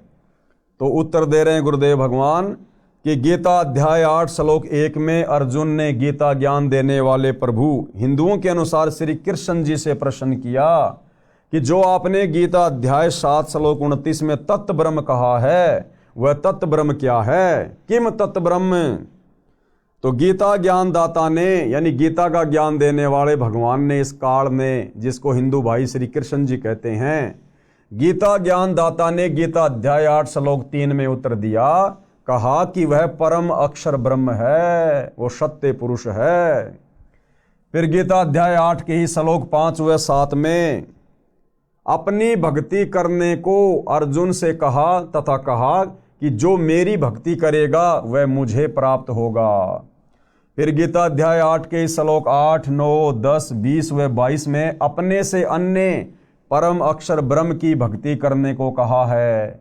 यह भी कहा है कि वह सच्चिदानंद घन ब्रह्म यानी परम अक्षर ब्रह्म ही सर्वस्व धातारम यानी सबका धारण पोषण करने वाला है। जो साधक उसकी भक्ति करता है उसे प्राप्त होता है, यानी परम अक्षर ब्रह्म की साधना करके वो परम अक्षर ब्रह्म के लोक सतलोक में चला जाता है। पवित्र गीता ज्ञान वक्ता की भक्ति की उपलब्धि, यानी पवित्र गीता जी का ज्ञान जो इस काल ब्रह्म ने दिया है, हिंदू समाज जिसे श्री कृष्ण मानता है, कहते हैं इस काल ब्रह्म की भक्ति करने से, ओम नाम के जाप की भक्ति करने से उस साधक को क्या प्राप्त होगा, कौन से लोक में जाएगा, उसके बाद फिर जन्म और मरण में आएगा। तो पवित्र गीता ज्ञान वक्ता की भक्ति की उपलब्धि। फिर गीता अध्याय 8 श्लोक 13 में अपनी भक्ति का मंत्र केवल ओम एक अक्षर कहा है। मूल पाठ यानी गीता जी अध्याय 8 श्लोक नंबर 13 का ये श्लोक है, जिसमें गीता ज्ञान देने वाला ये काल, ये ब्रह्म अपनी भक्ति के मंत्र के विषय में कह रहा है। और क्या कह रहा है? ओम इति एक अक्षरम, यानी मेरी भक्ति का केवल एक ओम अक्षर है। ओम इति एक अक्षरम ब्रह्म व्यवहारण माम अनुस्मरण, यानी मुझ ब्रह्म की भक्ति के जाप करने का केवल एक ओम अक्षर है। ओम इति एक अक्षरम ब्रह्म व्यवहारन माम अनुस्मरण, ये परियाति तजन देहम शयाति परमाम गतम। जो अंतिम श्वास तक इसका जाप करता है, मरते वक्त तक, वो मेरी वाली इस परम गति को प्राप्त हो जाता है। और काल की भक्ति से मिलने वाली परम गति क्या है? वो साधक ब्रह्म का ओम नाम का जाप करते करते जो शरीर छोड़ता है वो इस ब्रह्म के ब्रह्मलोक में चला जाता है, यानी वो महास्वर्ग में चला जाता है कुछ समय के लिए। ये इसकी भक्ति की परम गति है, परम उपलब्धि है। अब गुरुदेव भगवान हमें विशेष तौर पर समझा रहे हैं, अर्थात माम ब्रह्म यानी मुझ ब्रह्म यानी गीता ज्ञानदाता का ओम इति एकाक्षरम, केवल एक अक्षर ओम है, यानी काल की भक्ति का मंत्र केवल ओम है। ये यानी जो इसका अनुस्मरण यानी उच्चारण करके सुमरण करता हुआ परियाति तजन देहम यानी शरीर त्याग कर जाता है, स यानी वह साधक याति परमाम गतिम ओम मंत्र से मिलने वाली परम गति यानी ब्रह्मलोक को प्राप्त होता है। ब्रह्मलोक में काल ब्रह्म रहता है। ये काल कहाँ रहता है? ब्रह्मलोक में, सबसे ऊपर, जहां बैठकर 21 ब्रह्मांड में सभी के ऊपर कंट्रोल करता है। प्रश्न नंबर 4, यह कहां प्रमाण है कि ओम नाम का जाप करने वाले ब्रह्मलोक में जाते हैं और ब्रह्म भी ब्रह्मलोक में रहता है? यानी फिर सवाल किया गया गुरुदेव भगवान से कि इसका कहां प्रमाण है कि ओम नाम की साधना करने वाले ब्रह्मलोक में जाएंगे और ये काल उसी ब्रह्मलोक में रहता है। तो गुरुदेव भगवान यहाँ इसका उत्तर दे रहे हैं। उत्तर श्री देवी महापुराण के 7वें स्कंद के अध्याय 36 में। भाइयों और बहनों, आप भाई बहनों की आंखें खोलने के लिए, विशेषकर हिंदू समाज से जुड़े हुए भाई बहन जो ज्ञानहीन धर्म गुरुओं के अनुयायी बने हुए हैं, शिष्य बने हुए हैं, जो शास्त्र विरुद्ध साधना को सत्य साधना मानकर अपना जीवन बर्बाद करने की दिशा में आगे बढ़ रहे हैं, उन समस्त हिंदू धर्म के श्रद्धालुओं से प्रार्थना है, सतगुरु रामपाल जी यानी ये तत्वदर्शी संत केवल अपने मुख से बाकी धर्म गुरुओं की तरह उआबाई नहीं बकते। कौन सी बात का कहाँ प्रमाण है? और हमारे धर्मशास्त्रों में, जिनको हम हिंदू धर्म के मानने वाले बिल्कुल सत्य मानते हैं, उन्हीं शास्त्रों का हवाला गुरुदेव भगवान दे रहे हैं। कौन सी पुस्तक है, किस अध्याय में है, कौन सा श्लोक है, और अगर ज्यों का त्यों लिखा हुआ मिल जाए तो भाइयों और बहनों, उन नकली धर्मगुरुओं को और उनके शास्त्र विरुद्ध अध्यात्म ज्ञान को छोड़ने में हमने तनिक भी देरी नहीं करनी चाहिए। अन्यथा यदि ये समय निकल गया, ये वर्तमान समय भक्ति युग का समय है, अगर ये समय हमारे हाथ से निकल गया, यदि हमने सतगुरु रामपाल जी को ना पहचान कर इनके द्वारा प्रदान की जा रही शास्त्र अनुकूल सत भक्ति को ग्रहण नहीं किया, तो भाइयों और बहनों, जिस प्रकार से हमारे पूर्वज आज भूत बने हुए हैं, पितर बने हुए हैं, उनकी दुर्गति हो रही है, नरक में कष्ट भोग रहे हैं, जन्म और मरण के चक्कर में फंसे हुए हैं, आप और हमारी भी वही दुर्गति होगी, वही दुर्गति। इसलिए ध्यान से पढ़िए। तो उत्तर दे रहे हैं गुरुदेव कि श्री देवी महापुराण के 7वें स्कंद के अध्याय 36 में श्री देवी जी ने राजा हिमालय से कहा कि हे राजन, हिमालय पहाड़ नहीं, हिमालय एक राजा का नाम है, वो देवी का भगत था, दुर्गा जी का भगत था। तो दुर्गा देवी अपने भगत राजा हिमालय को ज्ञान उपदेश देते समय कह रही है, हिमालय से कहा कि हे राजन, और बातें छोड़कर यानी और सबकी भक्ति छोड़कर केवल ओम नाम का स्मरण कर। और बातें छोड़कर यानी और सबकी भक्ति छोड़कर। दुर्गा करिए कि मेरी भक्ति भी छोड़ दे। अगर तुझे उस ब्रह्मलोक में जाना है, ज़्यादा लंबे समय के लिए अगर तुझे वहाँ पर रहना है, तो और सब बातें छोड़ दे, यानी मेरी दुर्गा की पूजा भी छोड़ दे। बाकी सबकी भक्ति छोड़कर केवल ओम नाम का स्मरण कर, जो कि इस काल ब्रह्म का जाप है। ओम नाम का स्मरण कर, जिसके स्मरण से तू ब्रह्म को प्राप्त हो जाएगा, जो दिव्य आकाश रूप ब्रह्मलोक में रहता है। तो ये प्रमाण है भाइयों और बहनों, आप जी पुस्तक खोलकर देख सकते हैं।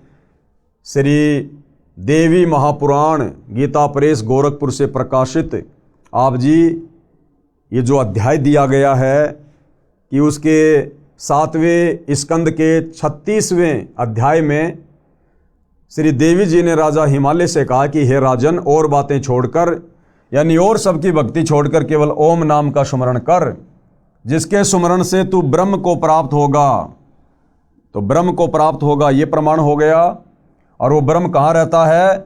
वो दिव्य आकाश रूप ब्रह्म लोक में रहता है, ये प्रमाण हो गया। ध्यान रहे, गीता अध्याय 8 श्लोक 16 में कहा है कि ब्रह्म लोक में गए साधक यानी भगत भी पुनरावर्ती यानी आवागमन यानी जन्म मरण के चक्कर में है।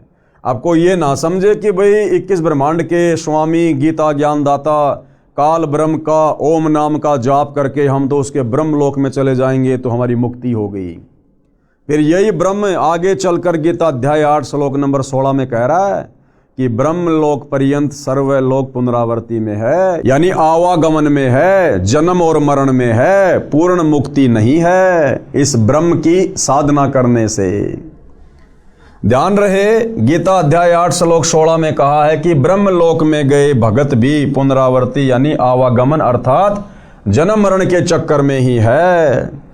फिर आगे सवाल किया गया है, क्वेश्चन नंबर 5, हिंदू पक्ष गीता अध्याय 8 श्लोक 16 में यह भी कहा है कि हे अर्जुन, ब्रह्म लोक पर्यंत सब लोग पुनरावर्ती में है, परंतु कुंती पुत्र यानी अर्जुन मुझको प्राप्त होकर पुनर्जन्म नहीं होता। अब भाइयों और बहनों, यहां पर ये जो गीता के अनुवादक हैं, इन्होंने अपनी अटबट करनी शुरू कर दी। इन्होंने गीता के इस अध्याय के इस श्लोक का गलत अर्थ निकाल दिया कि हे अर्जुन, मुझको प्राप्त होकर फिर भगत फिर प्राणी पुनर्जन्म को प्राप्त नहीं होता। लेकिन इसका अर्थ ये नहीं है। इसका यथार्थ अर्थ आपको सतगुरु रामपाल जी के कर कमल से लिखा हुआ बताएंगे। अन्यथा भाइयों और बहनों, ये गीता ज्ञान देने वाला ब्रह्म पहले कह चुका है कि हे अर्जुन, तेरे और मेरे बहुत जन्म हो चुके हैं, तू नहीं जानता, मैं जानता हूं। हे अर्जुन, मेरे जन्म को, मेरी उत्पत्ति को ये देवता लोग, ये ऋषि लोग नहीं जानते, क्योंकि ये सारे मेरे से उत्पन्न हैं। फिर भला वो ब्रह्म ये कैसे कहेगा आगे कि मुझे प्राप्त होकर फिर प्राणी का पुनर्जन्म नहीं होता। तो भाइयों और बहनों, ये सारी की सारी अटपट गीता का अनुवाद करने वाले अनुवादकों की है। ये इनका मनमुखी अनुवाद है, क्योंकि इनको तत्व ज्ञान नहीं था। इनकी बुद्धि श्री कृष्ण से ऊपर नहीं जा रही थी। इन्होंने श्री कृष्ण जी को अर्थात श्री विष्णु जी को ही सुप्रीम गॉड मान रखा था, जिस कारण से ये लोग यथावत गीता जी का अनुवाद नहीं कर पाए। इसको हम फिर से पढ़ेंगे भाइयों और बहनों। प्रश्न 5, हिंदू पक्ष गीता अध्याय 8 श्लोक 16 में यह भी कहा है कि हे अर्जुन, ब्रह्म लोक पर्यंत सब लोग पुनरावर्ती में है, यानी जन्म मरण में है, आवागमन में है, परंतु कुंती पुत्र मुझको प्राप्त होकर पुनर्जन्म नहीं होता। इससे स्पष्ट है कि गीता ज्ञान देने वाले को प्राप्त होकर पुनर्जन्म नहीं होता। उत्तर अब गुरुदेव बता रहे सच्चाई क्या है। इस श्लोक का अनुवाद गलत किया है।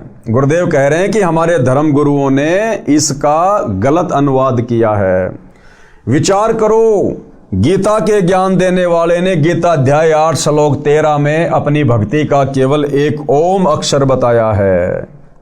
श्री देवी महापुराण के 7वें स्कंद में स्पष्ट है कि ओम नाम का जाप करने वाला ब्रह्मलोक में जाता है, ब्रह्म को प्राप्त होता है, ब्रह्मलोक में रहता है।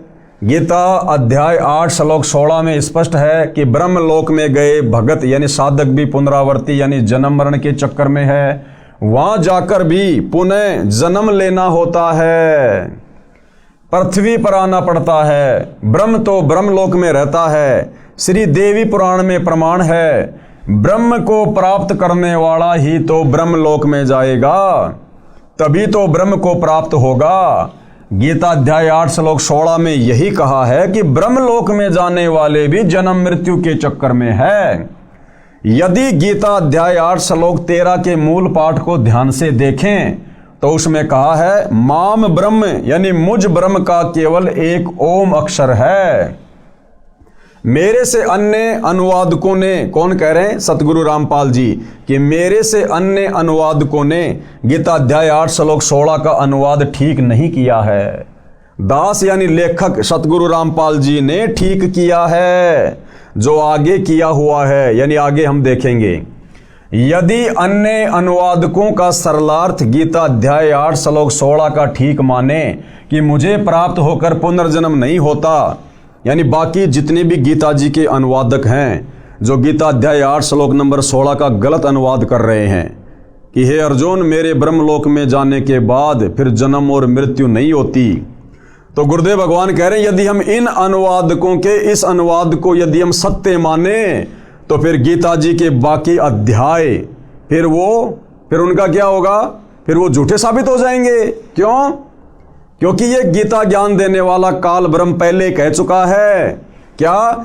जब गीता ज्ञान दाता ने गीता अध्याय 2 श्लोक 12, गीता अध्याय 4 श्लोक 5, गीता अध्याय 10 श्लोक 2 में तो अपने को जन्मने व मरने वाला कहा है, यानी इन श्लोकों में तो पहले ही गीता ज्ञान देने वाले काल ब्रह्म ने अपने विषय में बता दिया कि मेरा भी जन्म और मृत्यु होती है, अर्जुन तेरी भी होती है, सबकी होती है। फिर भला अध्याय 8 श्लोक नंबर 16 में वो ये कैसे कह देगा कि मुझ ब्रह्म को प्राप्त होकर मेरे ब्रह्म लोक में आकर फिर ये प्राणी कभी जन्म और मरण में नहीं आता। तो भाइयों और बहनों, ये अनुवादकों ने उनको तत्व ज्ञान ना होने के कारण, इन धर्म ग्रंथों की वास्तविक स्थिति का ज्ञान ना होने के कारण इन लोगों ने इस ब्रह्म को ही फाइनल गॉड मान लिया, फाइनल परमात्मा मान लिया, और इनकी बुद्धि इससे आगे नहीं गई और इन्होंने यही अपनी तरफ से अनुवाद कर दिया कि मुझ ब्रह्म को प्राप्त होकर फिर प्राणी जन्म और मरण में नहीं आता, जबकि गीता जी में खुद ये गीता ज्ञान देने वाला ब्रह्म गीता अध्याय 2 श्लोक 12, गीता अध्याय 4 श्लोक 5 और गीता अध्याय 10 श्लोक 2 में स्पष्ट कर रहा है कि मेरे जन्म और मृत्यु होती है। अर्जुन तू नहीं जानता, मैं जानता हूं। गीता ज्ञान दाता ने अपनी साधना का एक ओम अक्षर बताया है, तो वह ब्रह्म हुआ, यानी ओम इति एक अक्षर माम ब्रह्म अनुस्मरण, क्योंकि ओम नाम जाप तो ब्रह्म का है। जब वह स्वयं ही जन्मता मरता है तो गीता ज्ञान देने वाला ये नहीं कह सकता कि मुझे प्राप्त होकर पुनर्जन्म नहीं होता। गीता अध्याय 8 श्लोक 16 का अन्य अनुवादकों ने अनुवाद गलत किया है। इसी कारण से तो भाइयों और बहनों ये बिजली पड़ी हुई है। इस सनातनी पूजा को त्याग कर इन ज्ञानहीन धर्म गुरुओं के कहने पर हमने ये आधी अधूरी साधना ग्रहण कर ली, जिस कारण सतगुरु रामपाल जी को अब ये सत्य बताने के मार्ग में संघर्ष करना पड़ रहा है। गीता ज्ञानदाता ने स्वयं गीता के कई श्लोकों में अपना जन्म व मृत्यु बताया है। अविनाशी परमात्मा अपने से अन्य बताया है। मैं लेखक यानी सतगुरु रामपाल जी यही स्पष्ट करना चाहता हूं कि हमारे हिंदू धर्म गुरुओं ने अपने पवित्र ग्रंथों गीता, चारों वेदों, महाभारत तथा 18 पुराणों को नहीं समझा। अगर ये हमारे नादान धर्म गुरु आचार्य शंकराचार्य, आदि शंकराचार्य, अगर ये हमारे हिंदू धर्म के इन पवित्र ग्रंथों को, गीता जी को, 18 पुराणों को, वेदों को यदि अच्छे से समझ पाते तो आज भाइयों और बहनों इस प्रकार के गलत अनुवाद ना करते और ना ही इस हिंदू समाज को शास्त्र विरुद्ध साधना पर लगाते। कृपया पढ़ें मेरा अनुवाद गीता अध्याय 8 श्लोक 16 का। अब सतगुरु रामपाल जी परमेश्वर जी ने अर्थात उस तत्वदर्शी संत ने गीता अध्याय 8 श्लोक 16 का यथार्थ अनुवाद किया है। जिस तत्वदर्शी संत के विषय में गीता ज्ञान देने वाला काल ब्रह्म गीता अध्याय 4 श्लोक नंबर 34 में कह रहा कि हे अर्जुन, अगर तुझे कंप्लीट अध्यात्म की जानकारी चाहिए, अगर तुझे पूर्ण शांति चाहिए, मोक्ष प्राप्त करना है तो किसी तत्वदर्शी संत की खोज कर ले। तो भाइयों और बहनों, वो तत्वदर्शी संत वर्तमान में सतगुरु रामपाल जी है जो हमारे को यथार्थ अध्यात्म की जानकारी दे रहे हैं। और अब सतगुरु रामपाल जी ने गीता अध्याय 8 श्लोक नंबर 16 का यथार्थ अनुवाद करके इस पुस्तक के माध्यम से हिंदू समाज के सामने पेश किया है।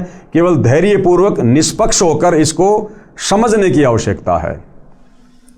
गीता अध्याय 8 श्लोक 16 का यथार्थ अनुवाद। हे अर्जुन, ब्रह्मलोक पर्यंत सब लोक पुनरावर्तीन यानी पुनरावर्ती में है, आवागमन में है, जन्म मरण में है, यानी जहां जाकर भी पीछे संसार में आना पड़े। पुनरावर्ती का मतलब है जहां जाने के बाद वापस संसार में आना पड़े।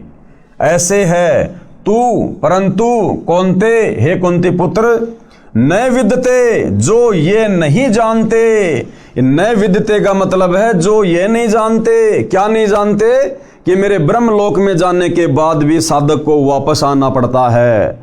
न विदते, जो यह नहीं जानते, माम उपेते, मुझे प्राप्त होकर भी उनका पुनर्जन्म होता है। भावार्थ है कि जो ये नहीं जानते कि ब्रह्मलोक में जाकर भी वापस आना पड़ता है, वे मेरी भक्ति करके मुझे प्राप्त होकर भी जन्म मरण के चक्कर में रह जाते हैं। ये है भाई और बहनों गीता अध्याय 8 श्लोक नंबर 16 का यथार्थ अनुवाद, जिसके अभाव में नादान हिंदू समाज ने इस काल ब्रह्म को ही सर्वश्रेष्ठ परमात्मा मान लिया और ये सोचकर कि ओम नाम के जाप से हमारी मुक्ति हो जाएगी, जन्म मरण से छुटकारा मिल जाएगा। लेकिन भाई और बहनों, जन्म मरण से छुटकारा इस काल से ऊपर जो सर्वश्रेष्ठ परमात्मा है, उत्तम पुरुषतु अन्य परमात्मा इति उधारते, उस परम अक्षर ब्रह्म की भक्ति करनी पड़ेगी तत्वदर्शी संत से उपदेश लेकर। तो आज मौका है, वह तत्वदर्शी संत जो उस समय अर्जुन को प्राप्त नहीं हुआ, आज वही तत्वदर्शी संत सौभाग्य से सतगुरु रामपाल जी के रूप में आप और हमें प्राप्त है। ध्यान रहे, गीता अध्याय 6 श्लोक 23 में विधात शब्द का अर्थ इन्हीं अनुवादकों ने जानना किया है। यदि इस श्लोक 16 में विदते का अर्थ जानना कर दिया जाए तो सीधा अर्थ हो जाता है न विदते, यानी जो ये नहीं जानते कि ओम नाम का जाप करके ब्रह्मलोक में गया हुआ साधक भी पुनरावर्ती में है। जैसे विद्या का अर्थ ज्ञान होता है, जब गीता ज्ञान देने वाला स्वयं कहता है कि मेरी जन्म मृत्यु होती है, तो इस अध्याय 8 श्लोक 16 में ये नहीं कह सकता कि मुझे प्राप्त होकर पुनर्जन्म नहीं होता। इससे स्पष्ट होता है कि हिंदू साहिबान नहीं समझे गीता वेद पुराण।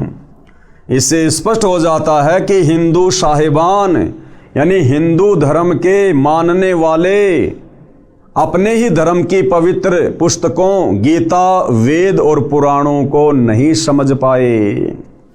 तो भाई और बहनों, थोड़ा धैर्य के साथ में आगे बढ़िए, अपने दिल को थाम कर, क्योंकि आप और हमारे हृदय में ये शास्त्र विरुद्ध अज्ञान हमारे ज्ञानहीन नादान धर्म गुरुओं ने तत्व ज्ञान के अभाव में बेहिसाब ठोक रखा है। और इस ज्ञान को, जो ज्ञान सतगुरु रामपाल जी वर्तमान में दे रहे हैं, इस ज्ञान को इस हृदय में समाने के लिए पहले हमने उस अज्ञान को बाहर निकालना पड़ेगा। और इसके दो ही तरीके हैं। पहला तरीका गुरुदेव ने बताया कि जिस प्रकार एक खारे जल से भरा हुआ मटका है, और यदि हमने उस खारे जल से भरे हुए मटके से वो खारा जल बाहर निकालना है और उसमें मीठा जल भरना है, तो उसके दो ही तरीके हैं। सबसे पहला तरीका तो ये है कि उस मटके को पूरी तरह से खाली कर दिया जाए और उसके बाद मीठा जल भरा जाए। और दूसरा तरीका है उस खारे जल में ऊपर से मीठा जल डालते रहो, कुछ देर बाद खारा जल निकल जाएगा, केवल मीठा जल रह जाएगा। तो भाइयों और बहनों, यदि आप सतगुरु रामपाल जी परमेश्वर जी पर विश्वास करते हैं तो आपने उस अज्ञान को बिल्कुल नज़रअंदाज कर देना चाहिए। उस अज्ञान को आपने अपने हृदय से बाहर निकाल फेंकना चाहिए। और सतगुरु रामपाल जी के सत्संग, उनकी पुस्तकें बड़े धैर्यपूर्वक ध्यानपूर्वक सुननी चाहिए, देखनी चाहिए, पढ़नी चाहिए। या दूसरा तरीका यह है कि अपने दिल को थामकर निष्पक्ष होकर धैर्यपूर्वक सतगुरु रामपाल जी के सत ज्ञान को धीरे धीरे सुनते रहिए। सुनते रहने से, क्योंकि आत्मा को सच्चाई स्वीकार्य है। ये मन जो है ये बकवाद को ग्रहण करता है, झूठ को ग्रहण करता है, लेकिन आत्मा ये परमात्मा का अंश है। जब इसको सत्यता मिलेगी ये धीरे धीरे उसको स्वीकार करेगी। तो आप धीरे धीरे उनके सत्संग यूट्यूब पर भी सुनते रहिए, मौका मिले उनकी पुस्तकें भी पढ़ते रहिए। तो धीरे धीरे सतज्ञान जब हृदय में उतरेगा तो पहले से जमा अज्ञान धीरे धीरे बाहर निकलना शुरू हो जाएगा, और एक दिन ऐसा होगा आपकी स्थिति भी हम भाई बहनों जैसी हो जाएगी। आप भी अपने परमपिता परमेश्वर को, कबीर देव को, परम अक्षर ब्रह्म को, जो वर्तमान में तत्वदर्शी संत की भूमिका करते हुए सतगुरु रामपाल जी के नाम से धरती पर प्रकट हैं, बड़ी आसानी से आप इनको पहचानोगे, जानोगे और अपनी आत्म कल्याण की दिशा में आप और हमारी तरह आगे बढ़ोगे। तो भाइयों और बहनों, पूज्य गुरुदेव भगवान के आशीर्वाद से आज की साथ संगति में केवल इतना ही। कल रात्रि 9 बजे फिर से हम सभी भाई बहन परमेश्वर हमें आगे क्या संदेशा दे रहे हैं इस पवित्र पुस्तक हिंदू साहिबान नहीं समझे गीता वेद पुराण जानेंगे, समझेंगे। तो आज के लिए केवल इतना ही। परमेश्वर हम सबको आशीर्वाद दे, आज्ञा दे, हमारा मार्गदर्शन करे। बंदी छोड़ सतगुरु रामपाल जी भगवान की जय हो।